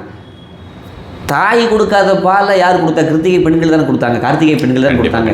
அப்போ தாயை விடவும் ஒருபடி மேலான நாள் அப்படின்னு சொன்னால் கிருத்திகை நாளை நான் சொல்லலாம் நான் நினைக்கிறேன். இப்படி சொன்னால் சரி தப்பு? 100%. தாய் தராதையும் கூட கிருத்திகை நாள் தரும் அப்படின்னு சொல்லலாம். முருகப்பெருமான் பிறந்துட்டார், 6 கார்த்திகை பெண்களை பால் கொடுக்க சொல்கிறார் சிவபெருமான். அவங்க பால் கொடுக்குறாங்க, பால் கொடுத்து அம்பாளுக்கு உண்ணாமுறைன்னு பேர். அம்பாளுடைய முறையில் முருகப்பெருமான் பால் குடிக்கல, விநாயக பெருமான் பால் குடிக்கல, ஞானசம்பந்தருக்காக தான் பால் கறந்து கொடுத்தா, அதுவும் கறந்து தான் கொடுத்தா. அப்படி இருக்கும்போது முருகப்பெருமானுடைய திரு உதடுபட்ட ஒரு தனங்கள்னா யாருக்கு? கார்த்திகை பெண்களுக்கு. அந்த கார்த்திகை பெண்களுக்கு அருள் செய்கிறார் முருகப்பெருமான். என்ன சொல்கிறாரு? எனக்கு நீ பால் கொடுத்த, என்னோட பசியை போக்குன. அப்படி இருக்கிறபோது பசினோ ஏதாவது ஒரு துன்பம்னோ எங்கிட்ட வர்றாங்கல்ல பக்தர்கள், அவர்கள் கிருத்திகை நட்சத்திரத்தன்னைக்கு நீங்கள் வானிலேயே இருப்பீர்கள். நீங்கள் வரக்கூடிய நட்சத்திரத்தன்னைக்கு என்ன யார் கும்பிடுறாங்களோ அவங்களுக்கு எல்லா நன்மைகளையும் இந்த தருவேன். ஏன்னா நீ எனக்கு தந்திருக்கீல்ல, கிவ் அண்ட் டேக் பாலிசி, நீ கொடுத்ததுக்கு நான் மறுபடியும் செய்கிறேன். ஆனால் கிருத்திகை நட்சத்திரத்தில் பண்ணேன். ஆடி கிருத்திகை ஏன் சொல்கிறாங்க? ஆடி கிருத்திகை அன்றைக்கு தான் அவர்களுக்கு முருகப்பெருமான் அருள் செய்ததாக கந்த புராணத்தில் இருக்குது. ஓகே. அப்படி இருக்கிற போது கிருத்திகை விரதம் ரொம்ப உயர்வான விரதம். அதுவும் ஆடி கிருத்திகை மிக மிக அற்புதமானது. வாரியார் சுவாமிகளெல்லாம் ஆடி கிருத்திகை அப்படின்னு சொன்னால் பச்சை தண்ணி பல்லப்படாது. வாரியார் சாமிகள் சொல்லியிருக்காங்க, எழுதியிருக்காங்க. அப்படி இருக்கும்போது கிருத்திகை கார்த்திகை பெண்பால் உண்டாய் அப்படின்னு கூட ஒரு திரைப்படத்தில் ஒரு பாட்டு வரும். அந்த விரதங்களில் முருகப்பெருமானுக்கு உகந்த விரதங்களில் கிருத்திகை விரதம், விசாக விரதம், அதே போல் சஷ்டி விரதம், இதெல்லாம் ரொம்ப முக்கியமானது. அதில் கிருத்திகை வந்து முருகப்பெருமான் வாயார் சொல்லியிருக்காரே, எனக்கு பசிங்கும் போது நீங்கள் எனக்கு பால் கொடுத்தீங்க. அப்படி இருக்கும்போது என்னுடைய பக்தர்களுக்கு ஒரு பசியோ துன்பமோ ஏதாவது வரும்போது உங்களுடைய நட்சத்திரத்தன்னைக்கு என்னை யார் வழிபடுகிறார்களோ அவர்களுடைய அத்தனையும் நான் நன்மை செய்து தருவேன் அப்படின்னு சொல்லி முருகப்பெருமான் அருள் செஞ்சிருக்கிறார். அதுவும் ஆடி கிருத்திகை அன்னைக்கே முருகப்பெருமான் அருள் செய்த காரணத்தால் மற்ற கிருத்திகை ஒரு தங்க மோதிரம் அப்படின்னு சொன்னால் ஆடி கிருத்திகை வைரம். அதுக்கு என்ன பண்ணலாம்னா முருகன் ஆலயங்களுக்கு போகிறது. ஆலயங்களுக்கு இப்போ வீட்லேயே இப்போ இந்த ஆலயங்களுக்கு போகிறது அப்படிங்கிறது நம்ம வந்து இருக்குது. ஆனால் ஒரு பர்டிகுலர் டேயில் வந்து இந்த ஆலயங்களில் போய் கூஞ்சிடுறாங்க பாருங்க. இதில் செய்யக்கூடிய மக்கள் வந்து அறியாமையில் செய்கிறாங்க. என்ன விஷயம் அப்படின்னு தெரியல. ஃபுல்லாக அவங்க விட்டுட்டு வரும்பொழுது பார்த்தோம்னா குப்பையும் குளமாக தான். சமீபத்தில் வந்து பார்த்தோன்னா அந்த கோயில் விஷயமாக போயிருந்ததுன்னா இந்த தீர்த்தகிரி மலை அப்படின்னு சொல்லிட்டு நமக்கு இப்போ இந்த வேலூர் பக்கத்தில் ஒரு 92 அடியோ என்னமோ ஒரு சிலை கட்டியிருக்காங்க இல்லையா, அங்கே வந்து போக வேண்டிய ஒரு சூழ்நிலை வந்தது. அவர் போயிருந்தார். அவர் வந்து போயிட்டு பொதுவாக இந்த மாதிரி ஏதாவது கோயிலோட விஷயங்கள்லாம் முடிஞ்சோடனே என்கிட்ட பகிர்ந்துக்கிறது வழக்கம். அது மாதிரி இருக்கும்பொழுது அவர் ஃபோன் பண்ணி பேசும்பொழுது சொல்கிற விஷயம் என்னென்னா, முழுக்க முழுக்க கோயிலில் வந்து ரொம்ப மோசம் பண்ணி, அதாவது இந்த புது சிலையை ரொம்ப மோசம் பண்ணி குப்பையும் குளமாக தான் இருக்குது, வெறும் குப்பையும் குளமாக தான் இருக்குது. உண்மையான முருகர் அங்கே இருக்காரு, அவரை பார்க்கறதுக்கு மக்கள் வந்து போகாமல் கும்பலாக அங்கே உட்காந்து ஃபோட்டோ செல்ஃபி எடுத்துக்கிட்டு இருக்காங்க. கண்டதெல்லாம் எழுதி வைக்கிறாங்க. கும்பலாக தனித்தனியாக போய் 2 பேராக ஒவ்வொரு இடத்துல உட்காந்துட்டு இது மாதிரியான விஷயங்களா இப்போ தான் கட்டியிருக்காங்க. அதுக்குள்ளேயே அது மாதிரி ஆரம்பிச்சிருச்சு. குப்பை குளமாக இருக்குது அப்படிங்கிறது என்னுடைய சின்ன கருத்தும் சார். இந்த பிரம்மாண்டமான சிலைகள் வைக்கிறாங்கல்ல, அது ஏற்றம் தான், இல்லைன்னு சொல்ல. அங்கே சாநித்தியம் இருப்பதை விட உள்ளதான் இருக்கு. கண்டிப்பாக அது இது உங்களுக்கு வந்து உங்களுக்கு ஒரு சுதை தானே சார். ஆமாம், இது வந்து இதில் உங்களுக்கு ஒரு பெரிய அபிஷேகமோ அலங்காரமோ வேண்டாம். ஒரு கும்பாபிஷேகம்னா ஒரு புரோக்ஷணம் பண்ணலாம், நமக்கு வந்து பெருசா உங்களுக்கு மந்திரோபாசனையும் பண்ண முடியாது, நம்ம பண்ண மாட்டாங்களே, எதுவுமே பண்ண மாட்டாங்க. மலேசியாவில் பத்துமலை முருகன் கோயிலையும் வெளியே நிற்கிறது ஒரு சிலா ரூபம் தான், உள்ளதான் முருகப்பெருமான். அதாவது அவங்கள வந்து ஒரு கோயில்களுக்கு இந்த மாதிரியான ஒரு கோயில்கள்ல இருக்கிறது, இங்கேயும் இந்த மாதிரியான ஒரு விஷயம் இருக்குன்னு ஒரு அன்பின் பால் வந்து இந்த மாதிரி யாராவது விருப்பப்பட்டு இந்த மாதிரி பெருசா கட்டி அவங்கள மக்களை வர வைக்கிறதுக்கு ஒரு விஷயமா இருக்கலாம். ஆனா அதுக்கு உண்டான ஒரு விஷயமா மக்கள் அது மாதிரி அதை வந்து செல்ஃபி எடுத்து குப்பை குளங்களா இருக்கு அப்படிங்கிற மாதிரியான விஷயம். அப்ப இந்த மாதிரியான ஒரு பெரிய பெரிய நேரத்துல வந்து நம்ம வந்து கோயில்கள்ல போயிட்டு நம்மளுடைய ஒரு விஷயமா பண்றது, கோயில்களுக்கு கண்டிப்பாகவே போகணும், மற்ற நாட்கள்ல கூட போகலாம். ஒரே நாள்ல போய் இந்த மாதிரி ஆடி கிருத்திகைக்கு வீட்டுல செஞ்சோம்னா அது வந்து பார்த்தோம்னா நமக்கு வந்து முருகரை நம்ம வீட்டுக்கு கூப்பிடுற மாதிரியான விஷயம் இல்ல. கண்டிப்பா கிருஷ்ணருக்கு இது பாதம் போடுற மாதிரி ஆடி கிருத்திகைக்கு அவங்க வந்து முருகருக்கு பாதம் போட்டுட்டு ஒரு வேல் கோலமும் போட்டு வச்சு விளக்கேற்றி வச்சு முருகருக்கு வந்து அவங்க பண்ணினாங்கன்னா அது ஒரு அற்புதமான ஒரு விஷயம். கண்டிப்பா சார். அது வந்து அருணகிரிநாதர் ஒரு இடத்துல சொல்றாரு, சரி முருகப்பெருமான் எங்கெங்கெல்லாம் இருக்காரு அப்படி வேல் இருக்கு மேடம் சொல்றாரு. அதுக்கப்புறம் ஒரு முக்கியமான விஷயம் சொல்றாரு சார், செந்தூர், திருப்பழனி எங்கெங்கெல்லாம் இருக்க ஒரு ஊர் பேர் லிஸ்ட் போட்டுட்டு வந்து அடியவர்களுடைய மனத்தில் முருகப்பெருமான் இருக்காருங்க. அப்போ நம்ம என்ன பண்ணணும், ரொம்ப விசேஷமான நாளா கோயிலுக்கு போக வேண்டாம், அவாய்ட் பண்ணிட்டு அன்னைக்கு என்ன பண்ணுறது, நம்ம வீட்டையே படை வீடாக மாற்றுவோம். கண்டிப்பாக ஒரு வேல் இருக்கா, வேலுக்கு ஒரு பன்னீர் அபிஷேகம், பால் அபிஷேகம், விபூதி அபிஷேகம், சந்தன அபிஷேகம் பண்ணால் முருகர் பெருமான் சந்தோஷப்படுவார். பாரு எனக்கு எவ்வளோ, நீங்கள் அங்கே போய் பண்ணாலும் கூட கூட்டத்திலேருந்து வேர்த்து பூத்து சாமியை பார்க்க முடியாமல் அப்படி இருக்கலாம். முருகப்பெருமானிட்டீங்க நெஞ்சில் ஓர்கால் நினைக்கு இருகாலும் தோன்றும். ஒன்றும் இல்லைங்க, கிருத்திகை அன்னைக்கோ கூட்டமாக இருக்கிற அன்றைக்கோ முருகன் கோயிலுக்கு போக வேண்டாம். என்ன பண்ணலாம், வீட்டில் ஒரு வேல் இருக்கா, வேலை ஒரு பூவை எடுத்துக்கங்க கையில் வச்சுட்டு இந்த மந்திரத்தை சொல்லலாம், வந்த வினையும் வருகின்ற வல்வினையும் கந்தன் என்று சொல்ல கலங்கமே செந்தில் நகர் செவகா என்று திருநீர் அணிவார் முன் மேவ வராதே வினை அப்படின்னு சொல்லலாம். இல்லைன்னா இன்னொரு பாட்டு இருக்குது, 5 முகம் தோன்றில் 6 முகம் தோன்றும் வெஞ்சமரில் அஞ்சேல் என வேல் தோன்றும் முருகா என்று நினைக்கின் இருகாலும் தோன்றும் முருகா என்று ஓதுவார் முன்பு. அதாவது அவனை ஒரு முறை நினச்சா ஒரு கால் நினைக்கின் இருகாலும் தோன்றும், ஒரு டைம் நினச்சிங்கன்னா இருகாலும் தோன்றுங்கிற மந்திரத்தை சொல்லி ஒரு பூவை போட்டு ஆவாகனம் நீ வந்துரு முருகா அப்படின்னு பண்ணுறோம். என்ன பண்ணுறோம், அதுக்கப்புறம் கொஞ்சம் தண்ணி, ஒரு பால், பஞ்சாமிர்தம், நமக்கு என்னென்ன கிடைக்குதோ. இந்த சின்ன வயசில் குழந்தைங்க சாப்பாடு செஞ்சு விளையாடுவாங்க பார்த்தீங்களா, அந்த மாதிரி வீட்டுக்குள்ளே முருகப்பெருமான் நம்ம ஆராதனை பண்ணலாம். ஒரு செவ்வரளி பூ முருகனுக்கு பிடிச்சது, செந்தன்மையான பூ, கடம்ப மலர் கிடைக்காது, செவ்வரளி பூ வைக்கலாம். அவருக்கு ரொம்ப பிடிச்ச நெய்வேத்தியம்னா என்ன, தேனும் தினமாகும், அதை வச்சு முருகப்பெருமானுக்கு படைச்சு நமக்கு தெரிஞ்ச ஒரு திருப்புகளோ கந்தர் அலங்காரமோ கந்தர் அனுமதியோ இல்லை கந்த சஷ்டி கவசமோ எது முடியுமோ. இல்லை நீங்கள் சொன்னீங்களே சரவணபவ மந்திரத்தை முறையாக நீங்கள் சொல்லி கொடுத்தீங்கன்னா அந்த மாதிரி அந்த முறையாக பாராயணம் பண்ணால் முருகப்பெருமான் நம்ம வீட்டையும் ஒரு படை வீடாக மாற்றிக்குவான்னு நான் நினைக்கிறேன். கண்டிப்பாக இப்போ ஆடிக்கிறதுக்கு கண்டிப்பான முறையில் டிஸ்கிரிப்ஷனில் பார்க்கும்போது நம்ம அதுவும் நீங்கள் இப்போ கடைசியாக சொன்ன அந்த ஒரு மந்திரத்தையும் போட்டுடலாம், எல்லாருக்கும் அது வந்து பலன் தரக்கூடிய ஒரு விஷயமா இருக்குது. இது ஆடிக்கிறதுக்கு மட்டும் இல்லை சார், எல்லாத்துக்குமே மகா கந்த சஷ்டி கூட இது வீட்டில் வந்து தாராளமாக பண்ணலாம். ஆமாம் சஷ்டியோடைய அந்த நாட்கள் முழுவதுமே பண்ணலாம், மாதம் வரக்கூடிய சஷ்டியே பண்ணலாம். சஷ்டியை வந்து அவ்வளோ ஒரு அற்புதமான சஷ்டி அப்படின்ற ஒரு விஷயத்தை பொறுத்த வரைக்கும் வந்து 6வது தேதி அப்படின்ற மாதிரியான ஒரு விஷயமாக இப்போ வந்து பஞ்சமி அப்படின்னு பார்த்தோம்னா நமக்கு வந்து 5வதாக வந்து பார்த்தோம்னா நமக்கு வந்து இப்போ சிவனுக்காகட்டும் வாராகிக்காகட்டும் இந்த மாதிரியான விஷயமா நம்ம வந்து சொல்கிறோம் அப்படின்னு இருக்கு. சஷ்டி அப்படின்ற மாதிரியான விஷயத்தில் வந்து இது வந்து ரொம்ப காலமாகவே இது திடீர்னு வந்த விஷயங்கள்லாம் இல்லை, ஒரு சில விஷயம்லாம் திடீர்னு வரும். சஷ்டி திதி எப்படி ஜோதிட விதிகளின்படி பார்க்கும்பொழுது சஷ்டி திதியிலே நம்மளுடைய எதிர்ப்புகள் எதிரி அப்படின்னா யாரு, நம்ம வந்து உள்ளும் புறமும் இருக்கக்கூடிய எதிரிகள் அப்படின்ற மாதிரியான விஷயமாவும் சொல்லலாம். யாராவது ஒருத்தன் எதிர் வீட்டில் இருக்கிறவன் எவனா ஒருத்தன் ரொம்ப தொல்லை பண்ணிக்கிட்டே இருக்கான் அப்படின்ற மாதிரியோ, யாராவது எனக்கு வந்து சொத்து பிரச்சனை பண்றாங்க, எந்த ஒரு பிரச்சனையும் சஷ்டி திதி என்று அதற்கு நாம வந்து ஒரு சொல்யூஷன் தேடணும்னு விரும்புகிறோம். இப்போ அந்த மாதிரியான ஒரு நபர் இருந்துகிட்டே இருக்காரு, அதை பற்றி நம்ம யார்கிட்டயாவது ஒரு கம்ப்ளைண்ட் பண்ணணும்னு நினைக்கிறோம், இல்லை அவர் நம்ம பார்க்கக்கூடிய விஷயங்கள் ஏதாவது ஒரு விஷயம் வந்து ரொம்ப மோசமான ஒரு விஷயமா இருக்கிறது, அதற்கு கம்ப்ளைண்ட் பண்ணணும்னு நினைக்கிறோம், ஒரு வழக்கு போடணும் அப்படின்ற மாதிரியான விஷயமா நினைக்கிறோம்.